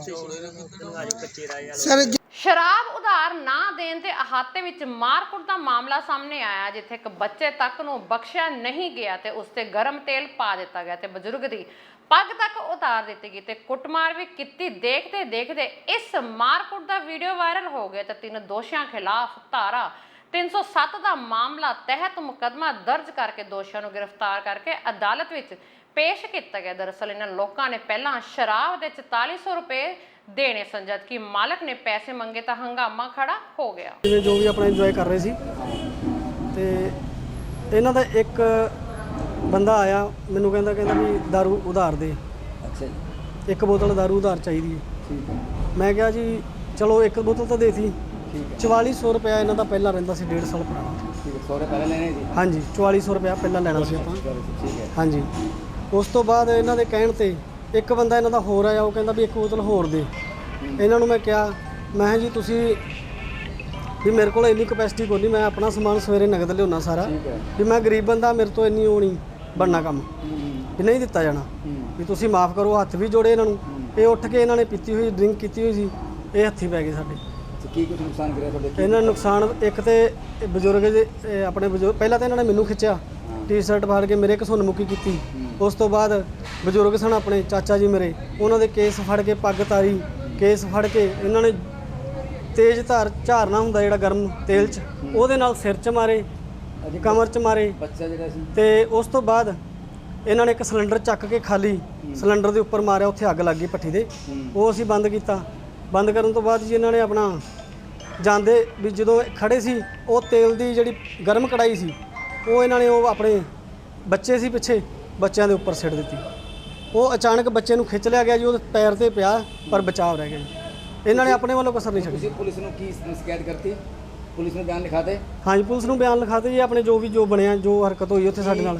ਨਵੇਂ ਸਿਹਤ ਮੰਤਰੀ ਵੱਲੋਂ ਅੱਜ ਰੂਪਨਗਰ ਦੇ ਸਰਕਾਰੀ ਹਸਪਤਾਲ ਦਾ ਦੌਰਾ ਕੀਤਾ ਗਿਆ। ਉੱਥੇ ਮੌਜੂਦ ਸਹੂਲਤਾਂ ਦਾ ਜਾਇਜ਼ਾ ਲਿਆ ਗਿਆ। ਇਸ ਮੌਕੇ ਉੱਤੇ ਸਿਹਤ ਮੰਤਰੀ ਵੱਲੋਂ ਮਰੀਜ਼ਾਂ ਦੇ ਨਾਲ ਵੀ ਗੱਲਬਾਤ ਕੀਤੀ ਗਈ। ਉਹਨਾਂ ਦੇ ਨਾਲ ਹਲਕੇ ਦੇ ਵਿਧਾਇਕ ਦਿਨੇਸ਼ ਚੱਡਾ ਮੌਜੂਦ ਰਹੇ। ਜ਼ਿਕਰਯੋਗ ਹੈ ਕਿ ਇਸ ਦੌਰੇ ਨੂੰ ਕਾਫੀ ਗੁਪਤ ਰੱਖਿਆ ਗਿਆ ਸੀ। ਮੀਡੀਆ ਨੂੰ ਵੀ ਜਾਣਕਾਰੀ ਨਹੀਂ ਦਿੱਤੀ ਗਈ ਸੀ ਕਿ ਸਿਹਤ ਮੰਤਰੀ ਰੂਪਨਗਰ ਸਿਵਲ ਹਸਪਤਾਲ ਦਾ ਦੌਰਾ ਕਰਨ ਵਾਲੇ ਹਨ। ਸਿਹਤ ਮੰਤਰੀ ਨੇ ਕਿਹਾ ਕਿ ਫਿਲਹਾਲ ਅਸੀਂ ਸਿਰਫ ਇਹ ਦੇਖ ਰਹੇ ਹਾਂ ਕਿ ਨਾ ਸਾਡੇ ਕੋਲ ਬਹੁਤ ਸਿਹਤ ਸਹੂਲਤਾਂ ਲਈ ਸਾਜੋ ਸਮਾਨ ਹੈ, ਉਸ ਨਾਲ ਅਸੀਂ ਕਿੰਨਾ ਬਿਹਤਰ ਕਰ ਸਕਦੇ ਹਾਂ। ਹਲਕਾ ਵਿਧਾਇਕ ਵੱਲੋਂ ਜੋ ਮੰਗਾਂ ਮੰਗੀਆਂ ਗਈਆਂ ਹਨ ਉਸ ਤੇ ਵੀ ਗੌਰ ਕੀਤਾ ਜਾਵੇਗਾ, ਕਿਉਂਕਿ ਸਾਡੀ ਜਿਹੜੀ ਸਿਹਤ ਸਹੂਲਤਾਂ, ਐਜੂਕੇਸ਼ਨ, ਇਹ ਤਾਂ ਸਾਡੀ ਪ੍ਰਾਇੋਰਟੀ ਹੈ। ਸੋ ਇਹੀ ਜਿਹੜਾ ਤੁਸੀਂ ਅੱਜ ਕਠੋਰ ਤਰੀਕੇ ਨਾਲ ਕੋਈ ਇਦਾਂ ਦਾ ਸਵਾਲ ਕਰਨਾ ਚਾਹੁੰਦੇ ਹੋ, ਉਹ ਸਾਨੂੰ 4.5 ਸਾਲ ਬਾਅਦ ਕਰਿਆ ਜੀ ਕਿ ਤੁਸੀਂ ਕੀ ਕੀਤਾ 4.5 ਸਾਲ ਬਾਅਦ। ਪਰ ਹੁਣ ਸ਼ੁਰੂਆਤ ਹੈ, ਤੁਸੀਂ ਸਗੋਂ ਆਪਣੇ ਭਰਾ ਨੂੰ ਐਪਰੀਸ਼ੀਏਟ ਕਰੋ ਕਿ ਪਹਿਲਾ ਮੰਤਰੀ ਹੈ ਜਿਹੜਾ ਬਾਹਰ ਨਿਕਲਿਆ। ਸੋ ਇਸ ਕਰਕੇ ਮੈਂ ਤੁਹਾਡਾ ਵੀ ਧੰਨਵਾਦ ਕਰਦਾ। ਅਸੀਂ ਲੋਕਾਂ ਨੂੰ ਅਵੇਅਰ ਵੀ ਕਰਨਾ। ਇੱਕ ਸਮੱਸਿਆ ਨਹੀਂ, ਸਮੱਸਿਆ ਹਜ਼ਾਰਾਂ ਨੇ। ਸਾਡਾ ਪਾਣੀ ਕਿੰਨਾ ਗੰਦਲਾ ਹੋ ਗਿਆ। ਆ ਕੈਂਸਰ ਦੀ ਪੱਟੀ ਬਣ ਗਈ ਸਾਰੀ। ਸਾਨੂੰ ਕੈਂਸਰ ਹਸਪੀਟਲ ਬਣਾਉਣੇ ਚਾਹੀਦੇ ਨੇ। ਔਰ ਸਭ ਤੋਂ ਵੱਡੀ ਪ੍ਰੋਬਲਮ ਜੋ ਅੱਜ ਅਸੀਂ ਸਾਰੀ ਜੂਝ ਰਹੇ ਹਾਂ, ਉਹ ਇਕੱਲਾ ਇੱਕ ਸ਼ਹਿਰ ਨਹੀਂ, ਕੋਈ ਸਾਰਾ ਪੰਜਾਬ ਹੀ ਜੂਝ ਰਿਹਾ। ਡਾਇਲਸਿਸ ਦੀ ਕਿੰਨੀ ਪ੍ਰੋਬਲਮ ਹੈ। ਡਾਇਲਸਿਸ ਸੈਂਟਰ ਉਹਨੇ ਹੈ ਨੇ ਜਿੰਨੇ ਸਾਡੇ ਪੇਸ਼ੈਂਟ ਨੇ। ਸੋ ਇਸ ਕਰਕੇ ਡਾਇਲਸਿਸ ਸੈਂਟਰ ਬਣਾਉਣ ਦੀ ਲੋੜ ਹੈ। ਬਸ ਤੁਹਾਡਾ ਸਾਥ ਦੀ ਲੋੜ ਹੈ। ਥੋੜੀ ਸਾਥ ਦਿਓ, ਆਪਾਂ ਸਾਰੇ ਰਲ ਮਿਲ ਕੇ ਆ ਜਿਹੜਾ ਕੁਝ ਚੰਗਾ ਕਰੀਏ। ਹੈਲਥ ਦੇ ਵਿੱਚ ਬਹੁਤ ਕੁਝ ਚੰਗਾ ਕਰਨਾ। ਅੱਜ ਮੈਂ ਆਹੀ ਕੁਛ ਤਾਂ ਦੇਖਦਾ ਫਿਰਦਾ। ਜਿਹੜੇ ਪਿਛਲੇ 75 ਸਾਲਾਂ ਤੋਂ ਅਸੀਂ ਉਹਨਾਂ ਨੂੰ ਜਿਹੜੇ ਸਵਾਲ ਕਰਨੇ ਸੀ, ਉਹ ਆਪਣੇ ਭਰਾ ਨੂੰ ਜਿਹੜੇ ਨੂੰ 4-5 ਦਿਨ ਹੋਏ ਨੇ ਹੈਲਥ ਮਿਨਿਸਟਰ ਬਣੇ ਨੂੰ, ਉਹਨੂੰ ਨਾ ਕਰੋ। ਹਜੇ ਤਾਂ ਤੁਸੀਂ ਦੇਖੋ ਵੀ ਕੀ ਕਰ ਰਹੇ। ਸਗੋਂ ਇਹ ਕਰੋ ਵੀ ਪਹਿਲਾ ਮੰਤਰੀ ਜਿਹੜਾ ਬਾਹਰ ਨਿਕਲਿਆ, ਔਰ ਲੋਕਾਂ ਨੂੰ ਦਿਖਾਵਾਂਗੇ ਵੀ ਸਾਰਾ ਕੁਝ ਤੁਸੀਂ ਦਿਖਾਉਣਾ। ਤੁਸੀਂ ਹੁਣ ਮੇਰੇ ਨਾਲ ਜਾਣਾ ਜੀ, ਹਸਪੀਟਲ ਜਾਣਾ ਹੈ, ਤੁਸੀਂ ਵੀ ਦਿਖਾਓ। ਮੈਨੂੰ ਦਿੱਤਾ ਗਿਆ ਉਹ ਤੇ ਮੈਂ ਕੰਮ ਕਰ ਰਿਹਾ। ਇਹ ਜਿਹੜਾ ਮਹਿਕਮਾ ਜਿਹਦੇ ਅੰਡਰ ਆਉਂਦਾ, ਉਹ ਜਿਹਨੇ ਕੁਝ ਐਦਾਂ ਦਾ ਕੀਤਾ ਉਹ ਕੋਈ ਬਚੂਗਾ ਨਹੀਂ। ਉਹ ਚਾਹੇ ਮੈਂ ਹੋਵਾਂ, ਤੁਸੀਂ ਦੇਖ ਹੀ ਲਿਆ ਭਗਵੰਤ ਮਾਨ ਜੀ ਸਾਡੇ ਮੁੱਖ ਮੰਤਰੀ ਸਾਹਿਬ, ਉਹਨਾਂ ਤੱਕ ਕੋਈ ਵੀ ਹੈ ਜੇ ਕੋਈ ਐਦਾਂ ਦੀ ਕੋਈ ਗੱਲ ਕਰਦਾ, ਕਿਸੇ ਨੂੰ ਬਖਸ਼ਣਾ ਕੋਈ ਨਹੀਂ। ਉਹ ਚਾਹੇ ਮੈਂ ਵੀ ਹੋਵਾਂ, ਮੈਨੂੰ ਵੀ ਨਹੀਂ ਬਖਸ਼ਿਆ ਜਾਊਗਾ।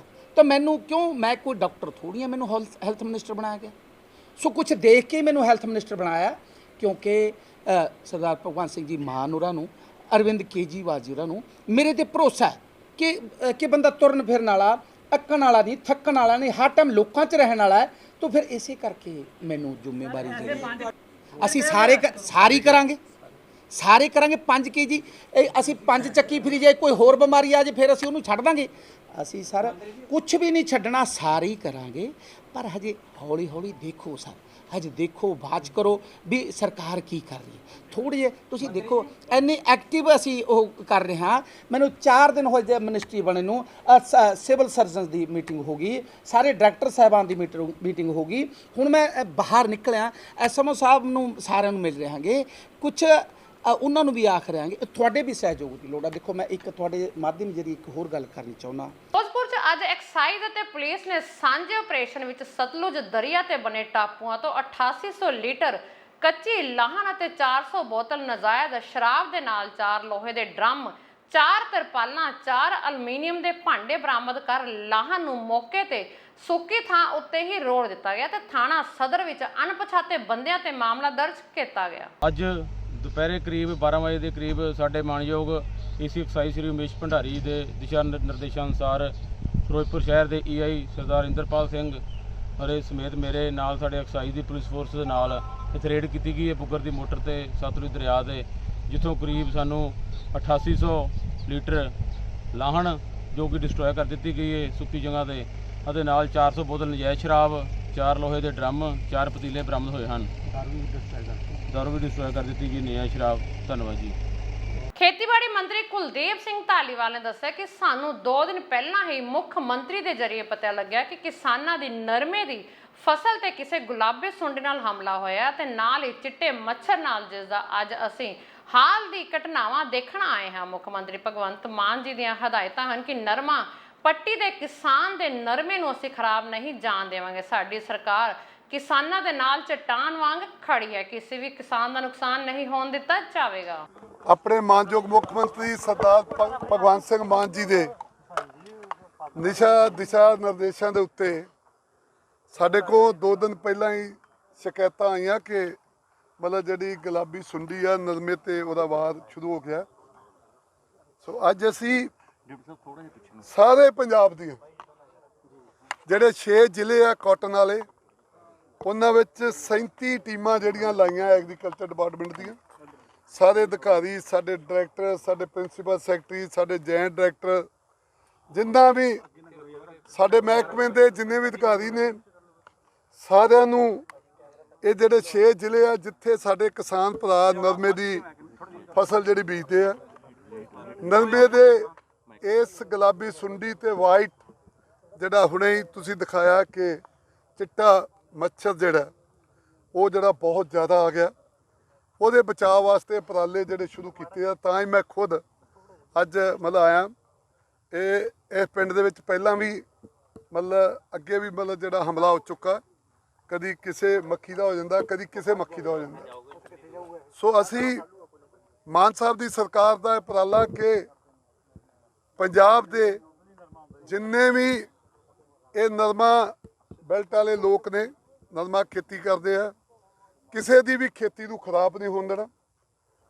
ਹਰ ਸੰਭਵ ਕੋਸ਼ਿਸ਼ ਕਰਨੀ ਆ। ਜਿਹੜੀਆਂ ਕੁਦਰਤੀ ਆਫਤਾਂ ਹੁੰਦੀਆਂ ਉਹਦੇ ਗਾੜੀ ਕਈ ਵਾਰ ਬੇਵੱਸ ਹੋ ਜਾਈਦਾ, ਬਟ ਸਰਕਾਰ ਜਿਹੜੀ ਆ ਕਿਸਾਨਾਂ ਦੇ ਨਾਲ ਚਟਾਨ ਦੀ ਤਰ੍ਹਾਂ ਖੜੀ ਆ। ਮਾਨ ਸਾਹਿਬ ਦੀ ਸਰਕਾਰ ਕਿਸੇ ਵੀ ਕਿਸਾਨ ਦਾ ਨੁਕਸਾਨ ਨਹੀਂ ਹੋਣ ਦਊਗੀ। ਹਰ ਹੀਲਾ ਕਰਾਂਗੇ। ਸਾਰੇ ਅਫਸਰ ਇੱਥੇ ਬਹਿਣਗੇ। ਜਿੰਨਾ ਚਿਰ ਤੱਕ ਨਰਮੇ ਦੀ ਫਸਲ ਤਿਆਰ ਹੋ ਕੇ ਮੰਡੀ 'ਚ ਨਹੀਂ ਆ ਜਾਂਦੀ, ਅਸੀਂ ਨਰਮਾ ਬਚਾਉਣ ਲਈ ਹਰ ਹੀਲਾ ਕਰਾਂਗੇ, ਕਿਉਂਕਿ ਕਿਸਾਨ ਪਹਿਲਾਂ ਹੀ ਬਹੁਤ ਦੁਖੀ ਹੈ। ਪੰਜਾਬ ਦੇ ਕਿਸਾਨ ਦੀ ਪਹਿਲਾਂ ਹੀ ਬਹੁਤ ਮਾੜੀ ਹਾਲਤ ਹੈ। ਮੈਂ ਖੁਦ ਇੱਕ 5 ਕਿੱਲਿਆਂ ਵਾਲਾ ਮਾਲਕ ਹੈ, ਇੱਕ ਸਧਾਰਨ ਕਿਸਾਨ ਦਾ ਪੁੱਤ ਹੈ। ਮੈਨੂੰ ਪਤਾ ਹੈ ਕਿ ਛੋਟਾ ਕਿਸਾਨ ਚਾਹੇ ਵੱਡਾ ਕਿਸਾਨ, ਜੇ ਉਹਦੀ ਫਸਲ ਕਿਤੇ ਕੁਦਰਤੀ ਆਫਤ ਦੇ ਵਿੱਚ ਖਰਾਬ ਹੋ ਜਾਂਦੀ ਹੈ, ਉਹਦੇ ਨਾਲ ਕੀ ਕੁਝ ਬੀਤਦਾ ਹੈ, ਉਹ ਕਿੰਨਾ ਨੁਕਸਾਨ ਹੋ ਜਾਂਦਾ, ਉਹ ਵਿਚਾਰੇ ਦਾ ਘਰ ਦਾ ਕਿੰਨਾ ਨੁਕਸਾਨ ਹੋ ਜਾਂਦਾ। ਸੋ ਮੈਂ ਇਸੇ ਕਰਕੇ ਆਇਆ, ਆਪਣੇ ਕਿਸਾਨ ਭਰਾਵਾਂ ਨੂੰ ਵਿਸ਼ਵਾਸ ਦਿਵਾਉਣ ਆਇਆ ਕਿ ਸਰਦਾਰ ਭਗਵੰਤ ਸਿੰਘ ਮਾਨ ਜੀ ਦੀ ਸਰਕਾਰ ਤੁਹਾਡੇ ਨਾਲ ਚਟਾਨ ਦੀ ਤਰ੍ਹਾਂ ਖੜੀ ਹੈ ਔਰ ਅਸੀਂ ਤੁਹਾਡਾ ਨੁਕਸਾਨ ਨਹੀਂ ਹੋਣ ਦਿਆਂਗੇ। ਮੈਂ ਦੇਖਣਾ ਆ, ਇੱਥੇ ਵੀ ਹੋਰ ਪਿੰਡਾਂ ਦੇ ਵਿੱਚ ਵੀ ਜਾਣਾ, ਖੁਦ ਦੇਖ ਕੇ ਮਾਨ ਸਾਹਿਬ ਨੂੰ, ਸੀਐਮ ਸਾਹਿਬ ਨੂੰ ਜਿਹੜੀ ਰਿਪੋਰਟ ਦੇਣੀ। ਫਿਲਹਾਲ ਕੀ ਲੈਵਲ ਹੈ ਧਾਲੀਵਾਲ ਸਾਹਿਬ ਜਿਹੜਾ ਪੀਲੀ ਸੁੰਡੀ ਦੀ ਗੱਲ ਕਰ ਰਹੇ ਹੋ, ਪਿੰਕ ਗੁਲਾਬੀ ਨਹੀਂ, ਅਧਿਕਾਰੀ ਲੱਗੇ ਆ 1-1:30 ਵਜੇ ਸਾਰੀਆਂ ਟੀਮਾਂ 37 ਦੀਆਂ 37 ਟੀਮਾਂ ਜਿਹੜੀਆਂ ਬਠਿੰਡੇ 'ਚ ਇਕੱਠੀਆਂ ਹੋ ਜਾਣਗੀਆਂ। ਸਭ ਆ ਕੇ ਰਿਪੋਰਟ ਦੇਣਗੇ ਕਿ ਕਿੱਥੇ ਕਿੱਥੇ ਕੀ ਪ੍ਰੋਬਲਮ ਹੈ। ਉਹਦੇ ਹਿਸਾਬ ਨਾਲ ਅਸੀਂ ਆਪਣੀ ਰਣਨੀਤੀ ਬਣਾਵਾਂਗੇ ਕਿ ਇਹਦੇ ਨਾਲ ਕਿੱਦਾਂ ਮਤਲਬ ਜਿਹੜਾ ਇਹ ਫਾਈਟ ਕਰਨਾ। ਸੋ 1:30 ਵਜੇ ਮੈਂ ਤੁਹਾਨੂੰ ਦੱਸੂਗਾ ਕਿ ਕੀ ਅਸਲ ਦੇ ਵਿੱਚ ਸਾਰੀ ਜਿਹੜੀ ਪੋਜੀਸ਼ਨ ਆ। ਅਜੇ ਆਪਾਂ ਚੈੱਕ ਕਰ ਰਹੇ। ਗੱਲ ਕਰੀਏ ਜੀ 100 ਏਕੜ ਦੇ ਕਰੀਬ ਨਰਮਾ ਵਾਹ ਦਿੱਤਾ ਗਿਆ ਲੋਕਾਂ ਵੱਲੋਂ। ਨਹੀਂ, ਉਹ ਬੜੀ ਦੁਖਦ ਗੱਲ ਹੈ ਕਿ ਜੇ ਵਾਧਤਾ ਨੁਕਸਾਨ, ਇਹਦਾ ਮਤਲਬ ਕਿ ਕਿਸਾਨ ਦਾ ਨੁਕਸਾਨ ਹੋ ਗਿਆ। ਆਪਾਂ ਜਿਹੜੀ ਫਸਟ ਜਿਹੜੀ ਪਹਿਲਾਂ ਰਿਪੋਰਟ ਤਿਆਰ ਕਰਾਂਗੇ, ਫਿਰ ਅਗਲਾ ਸਟੈਪ ਚੁੱਕਾਂਗੇ ਕਿ ਕੀ ਮੁਆਵਜ਼ਾ ਦੇਣਾ, ਕੀ ਕਰਨਾ। ਪਰ ਪਹਿਲਾਂ ਸਾਨੂੰ ਪਤਾ ਹੋਵੇ ਕਿ ਗੱਲ ਕੀ ਹੈ ਤੇ ਨੁਕਸਾਨ ਕਿੰਨਾ ਹੋਵੇ। ਕੋਈ ਵਾਈਟ ਫਲਾਈ ਦੇ ਕੇਸਿਸ ਵੀ ਆਏ ਨੇ ਧਾਲੀਵਾਲ ਸਾਹਿਬ, ਜਿਹੜਾ ਚਿੱਟੇ ਮੱਛਰ ਦੀ ਗੱਲ? ਹਾਂਜੀ, ਚਿੱਟਾ ਮੱਛਰ ਜਿਹੜਾ ਬਹੁਤ ਆ ਗਿਆ। ਅੱਜ ਜਿੱਥੇ ਆਪਾਂ ਖੜੇ ਆ, ਤੁਸੀਂ ਵੀ ਦੇਖਿਆ ਮੇਰੇ ਨਾਲ, ਇੱਕ ਪੌਦੇ ਦੇ ਉੱਤੇ ਸੈਂਕੜੇ ਮਤਲਬ ਵਾਈਟ ਫਲਾਈ ਜਿਹੜੀ ਆ, ਉਹ ਸੈਂਕੜੇ ਉਹਦੇ ਮਤਲਬ ਚੀਜ਼ਾਂ ਜਿਹੜੀਆਂ ਦਿਸ ਰਹੀਆਂ। ਸੋ ਬਹੁਤ ਬੁਰੀ ਹਾਲਤ ਹੈ। ਅਸੀਂ 1:30 ਵਜੇ ਤੁਹਾਨੂੰ ਦੱਸਾਂਗੇ। ਸਾਡੀਆਂ ਲੁਧਿਆਣਾ ਯੂਨੀਵਰਸਿਟੀ ਤੋਂ ਡਾਕਟਰ ਸਾਹਿਬ ਵੀ ਆਏ ਆ, ਸਾਡੇ ਆਪਣੇ ਮਾਹਰ, ਖੇਤੀਬਾੜੀ ਮਾਹਰ ਸਾਰੇ ਆਏ ਆ। ਅਸੀਂ 1:30 ਵਜੇ ਤੁਹਾਨੂੰ ਦੱਸਾਂਗੇ ਕਿ ਇਹ ਰੱਖਿਓ। ਘਰ ਵਿੱਚ ਬੇਟੀ ਪੈਦਾ ਹੋਣ ਤੇ ਦੁਲਹਨ ਦੀ ਤਰ੍ਹਾਂ ਆਪਣੀ ਬੇਟੀ ਨੂੰ ਸਜਾ ਕੇ ਜਸ਼ਨ ਮਨਾਇਆ ਗਿਆ। ਖਬਰ ਸੰਗਰੂਰ ਤੋਂ ਹੈ, ਜਿੱਥੇ 3 ਸਾਲ ਬਾਅਦ ਘਰ ਵਿੱਚ ਕੁੜੀ ਆਈ ਤੇ ਫਿਰ ਜਸ਼ਨ ਮਨਾਏ ਗਏ। ਬੱਚੀ ਦੀ ਮਾਂ ਨੇ ਦੱਸਿਆ, ਜਦੋਂ ਉਹ ਸਹੁਰੇ ਪਰਿਵਾਰ ਪਹੁੰਚੀ ਤਾਂ ਉਸ ਦਾ ਤੇ ਉਸ ਦੀ ਬੇਟੀ ਦਾ ਜ਼ੋਰਦਾਰ ਸਵਾਗਤ ਕੀਤਾ ਗਿਆ ਤੇ ਘਰ ਵਿੱਚ ਪਹਿਲਾ ਬੱਚਾ ਹੈ। ਨਾਮ ਹੈ ਜੀ ਤੁਹਾਡਾ? ਮੇਰਾ ਨਾਮ ਸ਼ਹਿਨਾਜ਼ ਬੇਗਮ। ਇਹ ਬੱਚੀ ਕੀ ਲੱਗਦੀ ਤੁਹਾਡੀ ਜਿਹਦੇ ਜਨਮ ਹਾਂਜੀ, ਮੇਰੀ ਪੋਤੀ ਹੈ। ਕਿਸ ਤਰ੍ਹਾਂ ਅੱਜ ਖੁਸ਼ੀ ਮਨਾਈ? ਕੀ ਲੱਗਿਆ ਤੁਹਾਨੂੰ ਵੀ ਖੁਸ਼ੀ ਮਨਾਈ? ਹਾਂਜੀ, ਬਹੁਤ ਜ਼ਿਆਦਾ ਖੁਸ਼ੀ ਮਨਾਈ ਜੀ। ਮੈਨੂੰ ਮੇਰੀ ਨੂੰਹ ਵੀ ਧੀਆਂ ਵਰਗੀ, ਮੇਰੀ ਪੋਤੀ ਮੈਨੂੰ ਉਦੋਂ ਵੱਧ ਕੇ ਹੈ ਜੀ। ਸਾਨੂੰ ਬਹੁਤ ਜ਼ਿਆਦਾ ਖੁਸ਼ੀ ਹੈ ਜੀ। ਦੇਖਿਆ ਜਾਂਦਾ ਸੀ ਜਦੋਂ ਪੁੱਤ ਹੁੰਦਾ ਸੀ, ਕਹਿੰਦੇ ਤਾਂ ਉਦੋਂ ਬੜੀ ਰੌਣਕ ਹੁੰਦੀ ਸੀਗੀ, ਪਰ ਧੀਆਂ ਜੰਮਣ ਦੇ ਅਫਸੋਸ ਮਨਾਇਆ ਜਾਂਦਾ ਸੀ। ਨਾ ਜੀ, ਇਹ ਤੁਸੀਂ ਵਿਆਹ ਵਰਗਾ ਮਾਹੌਲ ਬਣਾਇਆ ਹੋਇਆ। ਹਾਂਜੀ, ਅਸੀਂ ਵਿਆਹ ਵਰਗਾ ਪ੍ਰੋਗਰਾਮ ਬਣਾਇਆ ਜੀ, ਮਾਹੌਲ ਬਣਾਇਆ ਜੀ। ਸਾਨੂੰ ਬਹੁਤ ਜ਼ਿਆਦਾ ਖੁਸ਼ੀ ਹੈ ਜੀ। ਵੀਰ ਜੀ, ਕੀ ਨਾਮ ਹੈ ਤੁਹਾਡਾ? ਸ਼ੈਂਟੀ ਮੁਹੰਮਦ ਜੀ। ਗੁੜੀਆ ਦੇ ਫਾਦਰ ਹੋ? ਹਾਂਜੀ। ਕਿਸ ਤਰ੍ਹਾਂ ਦੇਖਦੇ ਹੋ ਵੀਰ ਜੀ, ਤੁਸੀਂ ਬੜਾ ਅੱਜ ਗੁੜੀਆ ਦੇ ਪੈਦਾ ਹੋਣ ਤੇ ਜਿਹੜਾ ਅੱਜ ਘਰ ਦੇ ਵਿੱਚ ਜਸ਼ਨ ਮਨਾ ਰਹੇ ਹੋ? ਸਾਨੂੰ ਬਹੁਤ ਜ਼ਿਆਦਾ ਖੁਸ਼ੀ ਹੈ ਜੀ। ਸਾਡੇ ਘਰ ਗੁੜੀਆ ਨੇ ਜਨਮ ਲਿਆ ਜੀ। ਪਹਿਲੇ ਆਏ ਆਪਣੇ 3 ਮਹੀਨੇ ਨਾਨਕੇ ਘਰ ਰਹੇ ਸੀ, ਅਸੀਂ ਅੱਜ ਆਪਣੇ ਘਰ ਲੈ ਕੇ ਆਏ ਜੀ ਇਹਨਾਂ ਨੂੰ, ਤੇ ਅੱਜ ਗੁੜੀਆ 3 ਮੰਥ ਦੀ ਹੋ ਗਈ ਜੀ। ਸਾਨੂੰ ਬਹੁਤ ਜ਼ਿਆਦਾ ਖੁਸ਼ੀ ਹੈ ਜੀ। ਕੀ ਨਾਮ ਰੱਖਿਆ ਗੁੜੀਆ ਦਾ? ਗੁੜੀਆ ਦਾ ਨਾਮ ਰੱਖਿਆ ਸੁਖਿਆਨ ਜੀ। ਕੀ ਏਮ ਕੀ ਹੈ ਤੁਹਾਡਾ? ਕੀ ਲੱਗਦਾ ਤੁਸੀਂ ਕੁਝ ਸੋਚਿਆ ਕਿ ਗੁੜੀਆ ਨੂੰ ਅਸੀਂ ਵੱਡੀ ਹੋ ਕੇ ਇਹ ਬਣਾਉਣਾ ਹੈਗਾ? ਗੁੜੀਆ ਦਾ, ਹਾਂਜੀ, ਗੁੜੀਆ ਜਿਸ ਤਰ੍ਹਾਂ ਦਾ ਡ੍ਰੀਮ ਬਹੁਤ ਵੱਡੀ ਸੋਚੇ ਹੋਏ ਨੇ ਜੀ, ਤੇ ਡ੍ਰੀਮ ਸੋਚੇ ਹੋਏ ਨੇ ਜੀ। ਹਾਂਜੀ, ਕੀ ਲੱਗਦਾ ਤੁਹਾਨੂੰ ਕੀ ਬਣਾਉਣਾ ਬੱਚੇ ਨੂੰ? ਬੱਚੇ ਨੂੰ ਅਸੀਂ ਪਾਇਲਟ ਬਣਾਉਣਾ ਚਾਹੁੰਦੇ ਹਾਂ ਜੀ। ਕਿੰਨੀ ਕੁ ਖੁਸ਼ੀ ਹੈ ਤੁਹਾਡੇ? ਬਹੁਤ ਜ਼ਿਆਦਾ ਖੁਸ਼ੀ ਹੈ ਜੀ। ਅਸੀਂ ਦੋਨੋਂ ਮੀਆਂ ਵੀ ਬਹੁਤ ਜ਼ਿਆਦਾ ਖੁਸ਼ ਹਾਂ ਜੀ। ਕੀ ਪ੍ਰਬੰਧ ਤੁਹਾਡੇ ਵੱਲੋਂ ਕੀਤੇ ਗਏ ਅੱਜ? ਸਾਡੇ ਵੱਲੋਂ ਆਪਣੇ ਰੀਬਨ ਕੱਟਿਆ ਗਿਆ ਪਹਿਲਾਂ ਜੀ। ਖੁਸ਼ੀ ਹੋ ਰਹੀ ਹੈ ਜੀ, ਬਹੁਤ ਹੀ ਜ਼ਿਆਦਾ ਅਰੇਂਜਮੈਂਟ ਕਰੇ ਆ ਮੇਰੇ ਘਰਦਿਆਂ ਨੇ, ਤੇ ਰੀਬਨ ਕੱਟਿਆ ਗਿਆ। ਪਹਿਲਾਂ ਸਾਡੇ ਆਉਣ ਤੇ ਸਵਾਗਤ ਕਰਿਆ ਗਿਆ, ਸਾਡਾ ਵੈਲਕਮ ਕੀਤਾ ਗਿਆ। ਫਿਰ ਆਂਢੀਆਂ ਗੁਆਂਢੀਆਂ ਦੀ ਬੁੜੀਆਂ ਤੋਂ ਬੋਲੀਆਂ ਪਵਾਈਆਂ ਗਈਆਂ ਨੇ ਸਾਡੀ ਖੁਸ਼ੀ 'ਚ, ਆਉਣ ਦੀ ਖੁਸ਼ੀ 'ਚ। ਤੇ ਬਹੁਤ ਹੀ ਜ਼ਿਆਦਾ ਖੁਸ਼ੀ ਹੋਈ। ਜਿਵੇਂ ਕਿ ਪਹਿਲਾਂ ਹੁੰਦਾ ਸੀ, ਜਦੋਂ ਬੱਚੀ ਘਰ ਦੇ ਵਿੱਚ ਜਨਮ ਲੈਂਦੀ ਸੀ ਤਾਂ ਕਿਤੇ ਨਾ ਕਿਤੇ ਅਫਸੋਸ ਹੁੰਦਾ ਸੀ, ਮਿਹਣੇ ਤਾਨੇ ਵੀ ਸੁਣਨੇ ਪੈਂਦੇ ਸੀ, ਪਰ ਲੇਕਿਨ ਇਹ ਸਾਰਾ ਕੁਝ ਉਲਟ ਹੋ ਰਿਹਾ। ਤੁਹਾਡਾ ਸਵਾਗਤ ਕੀਤਾ ਗਿਆ, ਬੜਾ ਮਾਣ ਸਤਿਕਾਰ ਮਿਲ ਰਿਹਾ। ਕਿੰਨੀ ਕੁ ਖੁਸ਼ੀ ਮਹਿਸੂਸ ਕਰਦੇ ਹੋ? ਬਹੁਤ ਹੀ ਜ਼ਿਆਦਾ ਖੁਸ਼ੀ ਮਹਿਸੂਸ ਹੋ ਰਹੀ ਹੈ, ਬਹੁਤ ਹੀ ਜ਼ਿਆਦਾ। ਬਹੁਤ ਵਧੀਆ ਮਾਹੌਲ ਹੈਗਾ, ਖੁਸ਼ੀ ਦਾ ਮਾਹੌਲ ਹੈ। ਕੁੜੀਆਂ ਮੁੰਡਿਆਂ ਨੂੰ ਤਰੱਕੀ ਵੱਧ ਕਰ ਰਹੀਆਂ ਨੇਗੀਆਂ, ਵੀ ਇਹ ਜੀ ਕੋਈ ਗੱਲ ਨਹੀਂ ਹੈਗੀ ਵੀ ਤਰੱਕੀ ਨਹੀਂ ਕਰ ਰਹੀਆਂ। ਕੁੜੀਆਂ ਮੂਹਰੇ ਨੇ, ਮੁੰਡੇ ਅਜੇ ਮਗਰ ਨੇ ਤਰੱਕੀ 'ਚ। ਪੁਰਾਣੇ ਜ਼ਮਾਨੇ ਨੂੰ ਜਿਵੇਂ ਤੁਸੀਂ ਦੇਖਦੇ ਸੀਗੇ, ਤੁਹਾਡੇ ਸਮੇਂ ਵਕਤ ਦੇ ਮਾਹੌਲ ਨੂੰ ਤੇ ਅੱਜ ਦੇ ਮਾਹੌਲ ਨੂੰ ਤੁਸੀਂ ਕਿਵੇਂ ਦੇਖ ਰਹੇ ਹੋ? ਅੱਜ ਦਾ ਮਾਹੌਲ ਬਹੁਤ ਵਧੀਆ ਹੈਗਾ, ਕਿਉਂ ਅੱਗੇ ਤਾਂ ਕੁੜੀਆਂ ਨੂੰ ਜੰਮੇ ਤੋਂ ਸੋਗ ਪੈ ਜਾਂਦਾ। ਹੁਣ ਅੱਜ ਕੱਲ ਦਾ ਜ਼ਮਾਨਾ ਹੈ ਵੀ ਚੱਲ ਖੁਸ਼ੀ ਮਨਾਉਂਦੇ ਨੇ ਬੱਚੇ। ਬਹੁਤ ਖੁਸ਼ੀ ਹੈ ਇਸ ਗੱਲ ਦੀ ਵੀ ਧੀਆਂ ਹੀ ਨੇ, ਧੀਆਂ ਵੀ ਫਿਰ ਜਾਣ ਕਿੱਧਰ। ਇਸ ਗੱਲ ਦਾ ਵੀ ਬਹੁਤ ਬਹੁਤ ਖੁਸ਼ੀ ਹੋਈ ਹੈ। ਅਸੀਂ ਲਿਆਂਦੀ ਹੈ ਬੱਚੀ ਆਪਦੇ ਘਰੇ, ਸਾਨੂੰ ਖੁਸ਼ੀ ਹੋਈ ਹੈ ਬਹੁਤ ਜ਼ਿਆਦਾ। ਪੰਜਾਬ ਦੇ ਸੰਗਰੂਰ ਜ਼ਿਲ੍ਹੇ ਅਧੀਨ ਆਉਂਦੇ ਪਿੰਡ ਰਤੋਕੇ ਵਿੱਚ ਇੱਕ ਸਕੂਲ ਅਜਿਹਾ ਵੀ ਹੈ ਜਿਹੜਾ ਬੱਚਿਆਂ ਨੂੰ ਸਕੂਲ ਵਿੱਚ 12 ਘੰਟੇ ਵਿੱਦਿਆ ਪ੍ਰਦਾਨ ਕਰਦਾ ਹੈ ਤੇ ਪੜ੍ਹਾਉਣ ਵਾਲੇ ਹਨ ਪਤੀ ਪਤਨੀ, ਤੇ ਇਸੇ ਕਰਕੇ ਇਹ ਸਰਕਾਰੀ ਐਲੀਮੈਂਟਰੀ ਸਕੂਲ ਚਰਚਾ ਵਿੱਚ। ਆਓ ਤੁਹਾਨੂੰ ਲੈ ਚੱਲਦੇ ਹਾਂ ਇਸ ਸਕੂਲ ਵਿੱਚ ਆਖਰਕਾਰ ਇਸ स्कूल की चर्चा क्यों हो रही है। मैं और मेरे मिसेज यहाँ पर 2002 में आए थे, तब से हम यहीं पर ही हैं।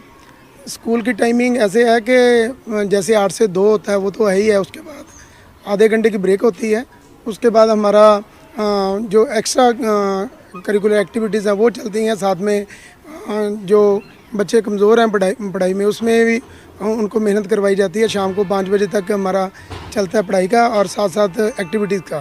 उसके बाद गेम्स स्टार्ट हो जाती हैं, फिर शाम तक बच्चे गेम्स खेलते हैं। मैनेज तो ऐसा है जी, लोगों के कोऑपरेशन है, रिजल्ट्स मिल रहे हैं, उसमें हमें मोटिवेशन मिलती है। कहाँ तक स्कूल का नाम चला गया, बच्चे आगे प्रोग्रेस कर रहे हैं, इसलिए बढ़िया लगता है हमें कि बच्चे आगे करते रहें, उससे आपको मोटिवेशन मिलती रहे तो और बढ़िया चलता रहता है। अभी LKG से लेकर 8वीं तक है जी, और बच्चे जो हमारे पास पढ़ के चले जाते हैं 8वीं, और उसके बाद भी वो शाम को जो बच्चे पढ़ना चाहते हैं उनसे कोई फीस नहीं ली जाती। जब उनके स्कूलों में छुट्टी हो जाती है तब यहीं पर पढ़ने आते हैं। हाँ, वो पढ़ते हैं, मतलब ऐसा नहीं है कि प्राइवेट स्कूल में पढ़ते हो यहाँ पर पढ़ने हैं, ऐसे नहीं है। अब कई प्राइवेट टीचर्स हैं स्कूलों के, उनके बच्चे यहाँ पर पढ़ते हैं। ये है, सरकारी स्कूलों के टीचर हैं, उनके बच्चे पढ़ते हैं। मेरा नाम रेनू सिंगला।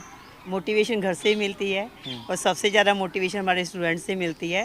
वो बच्चे हर साल कुछ ना कुछ बढ़िया परफॉर्मेंस लेके आती हैं, तो घर से भी यही मिलता है कि ठीक है आप लोग और आगे जाओ और आगे जाओ, इसलिए मेहनत करते रहते हैं, अच्छा लगता है। कभी नहीं लगता कि छुट्टी हो गई, स्कूल का टाइम हो गया, सर जितना टाइम पढ़ाना टीचर्स को कभी छुट्टी नहीं होती। आमतौर पर देखते हैं कि ज़्यादातर टीचर तो छुट्टी होने का इंतजार करते हैं, तो फिर आप घर के काम भी होते हैं, बच्चे भी आपके घर में ही बच्चे होते होंगे, तो आप 8 बजे तक स्कूल ओपन रहता है, पहला स्कूल है पंजाब का? नहीं, ऐसी कोई प्रॉब्लम नहीं है। जो हम लोग काम है अपना अर्ली मॉर्निंग में और लेट टाइम तक हम लोग घर में निपटा के आते हैं। अगर मन में है तो करना है, फिर तो देखो ये बहाना चलता ही नहीं है, फिर तो मैनेज हो ही जाता है। आमतौर पर ज़्यादातर टीचरों की ट्रांसफ़रें होती रहती हैं दूसरे, आप 2002 से जहाँ पर हो, दोनों पति पत्नी साथ में हो, तो फिर ऐसा कैसे, क्या सरकार को बोलते हो या खुद ही बदली नहीं हो पा रही? नहीं, मैंने कभी वैसे ट्रांसफ़र के लिए हमने कभी अप्लाई नहीं किया।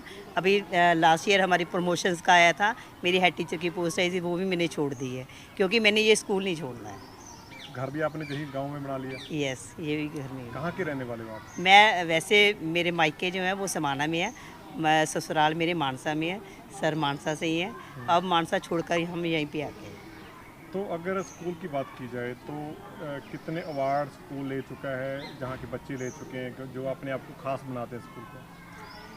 अवार्ड तो उसकी तो कोई गिनती नहीं है, क्योंकि कोई फील्ड ही ऐसा नहीं है जिसमें हमारे बच्चों ने अच्छा परफॉर्म नहीं किया है। चाहे वो गेम्स है, राइटिंग कंपटीशन है, ड्राइंग कंपटीशन है। यहाँ पे एक बाल मेला होता है, वो सरकारी स्कूल का होता है, वहाँ पे सारे सरकारी स्कूल्स आते हैं कॉम्पिटिशन्स के लिए। उसको 13 साल हो गए होते हुए, 13 साल से हम लोग ओवरऑल ट्रॉफी जीत रहे हैं। और स्टेट के जो गेम्स होती हैं उनमें रेसिस का है या खो खो का है, उसमें भी हर बार हमारे बच्चे फर्स्ट, सेकंड या थर्ड पोजीशन लेके आते हैं, बॉयज़ गर्ल्स भी। लास्ट टाइम कितने बजे तक स्कूल ओपन रहता है? 8 सवा 8 बजे तक हम लोग फ्री हो जाते हैं।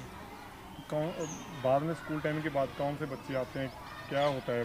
वो 9th 10th +1 +2 के जो स्टूडेंट होते हैं वो आते हैं, जिन्होंने आगे जो ETT में लगे हैं या कोई ग्रेजुएशन कर रहा है, कोई BEd कर रहा है, फिर वो थोड़ा हेल्प लेने के लिए आ जाते हैं और हमारी हेल्प करते भी हैं दूसरे बच्चों को काम करवाने के लिए। क्या उनके भी एक्स्ट्रा चार्ज लिया जाता है? नहीं, चार्जेस कोई नहीं है। जो बच्चे खुद जिनको है कि हम लोग पढ़ना चाहते हैं पर उनके पास पैसे की कोई इतनी सपोर्ट उनको कहीं से नहीं मिल सकती, तो यहाँ पर उनको फ्री मिलता है, फिर तो बेटर है कि बच्चे यहाँ पर ज़्यादा प्रेफर करते हैं। राजू की नाम है तेरा?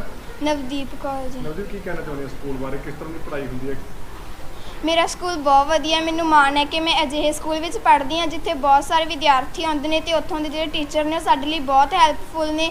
ਉਹ ਆਪਣਾ ਘਰ ਛੱਡ ਕੇ ਸਾਨੂੰ ਇੱਥੇ ਪੜ੍ਹਾਉਣ ਆਉਂਦੇ ਨੇਗੇ। ਸਾਡੀ ਬਹੁਤ ਕਿਸਮਤ ਵਧੀਆ ਹੈ। ਸਵੇਰੇ 8 ਵਜੇ ਤੋਂ ਸਾਡਾ ਰਾਤ ਨੂੰ 8 ਵਜੇ ਤੱਕ ਸਕੂਲ ਲੱਗਦਾ ਹੈ।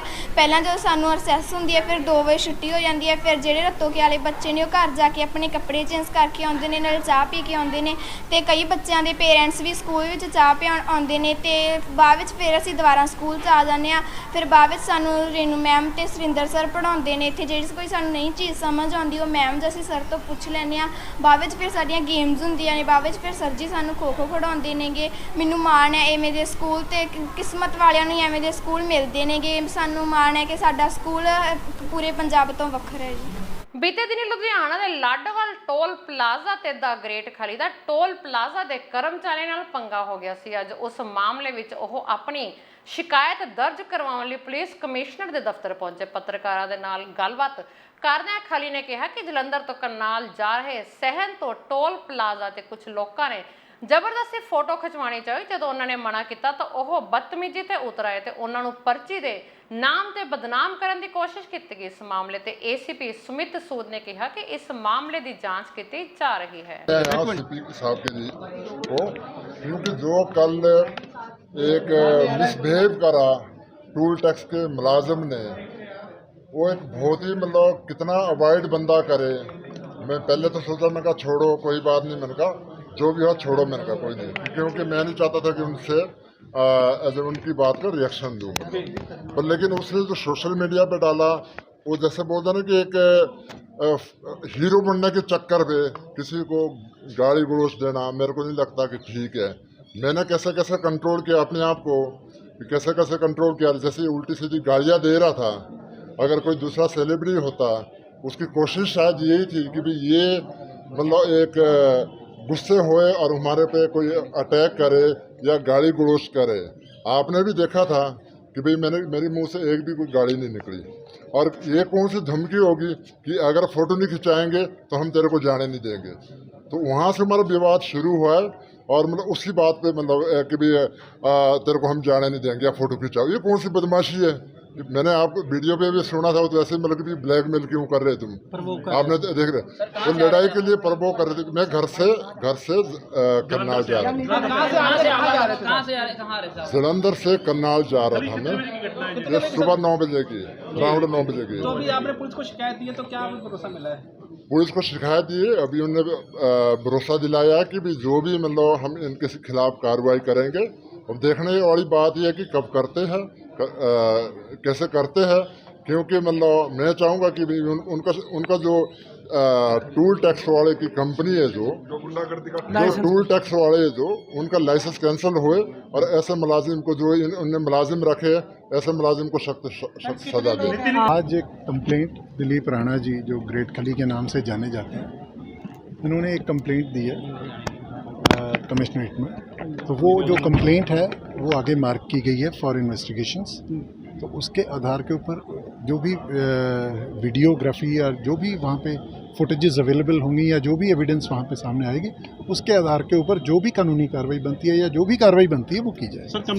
ਦੋਸਤੋ ਇਸ ਨਾਲ ਦੀਆਂ ਖਾਸ ਖਬਰਾਂ, ਨਵੀਆਂ ਤੇ ਤਾਜ਼ਾ ਖਬਰਾਂ ਲੈ ਕੇ ਫੇਰ ਹਾਜ਼ਰ ਹੋਵਾਂਗੇ। ਤਦ ਤੱਕ ਲਈ ਦਿਓ ਇਜਾਜ਼ਤ, ਰੱਬ ਰਾਖਾ।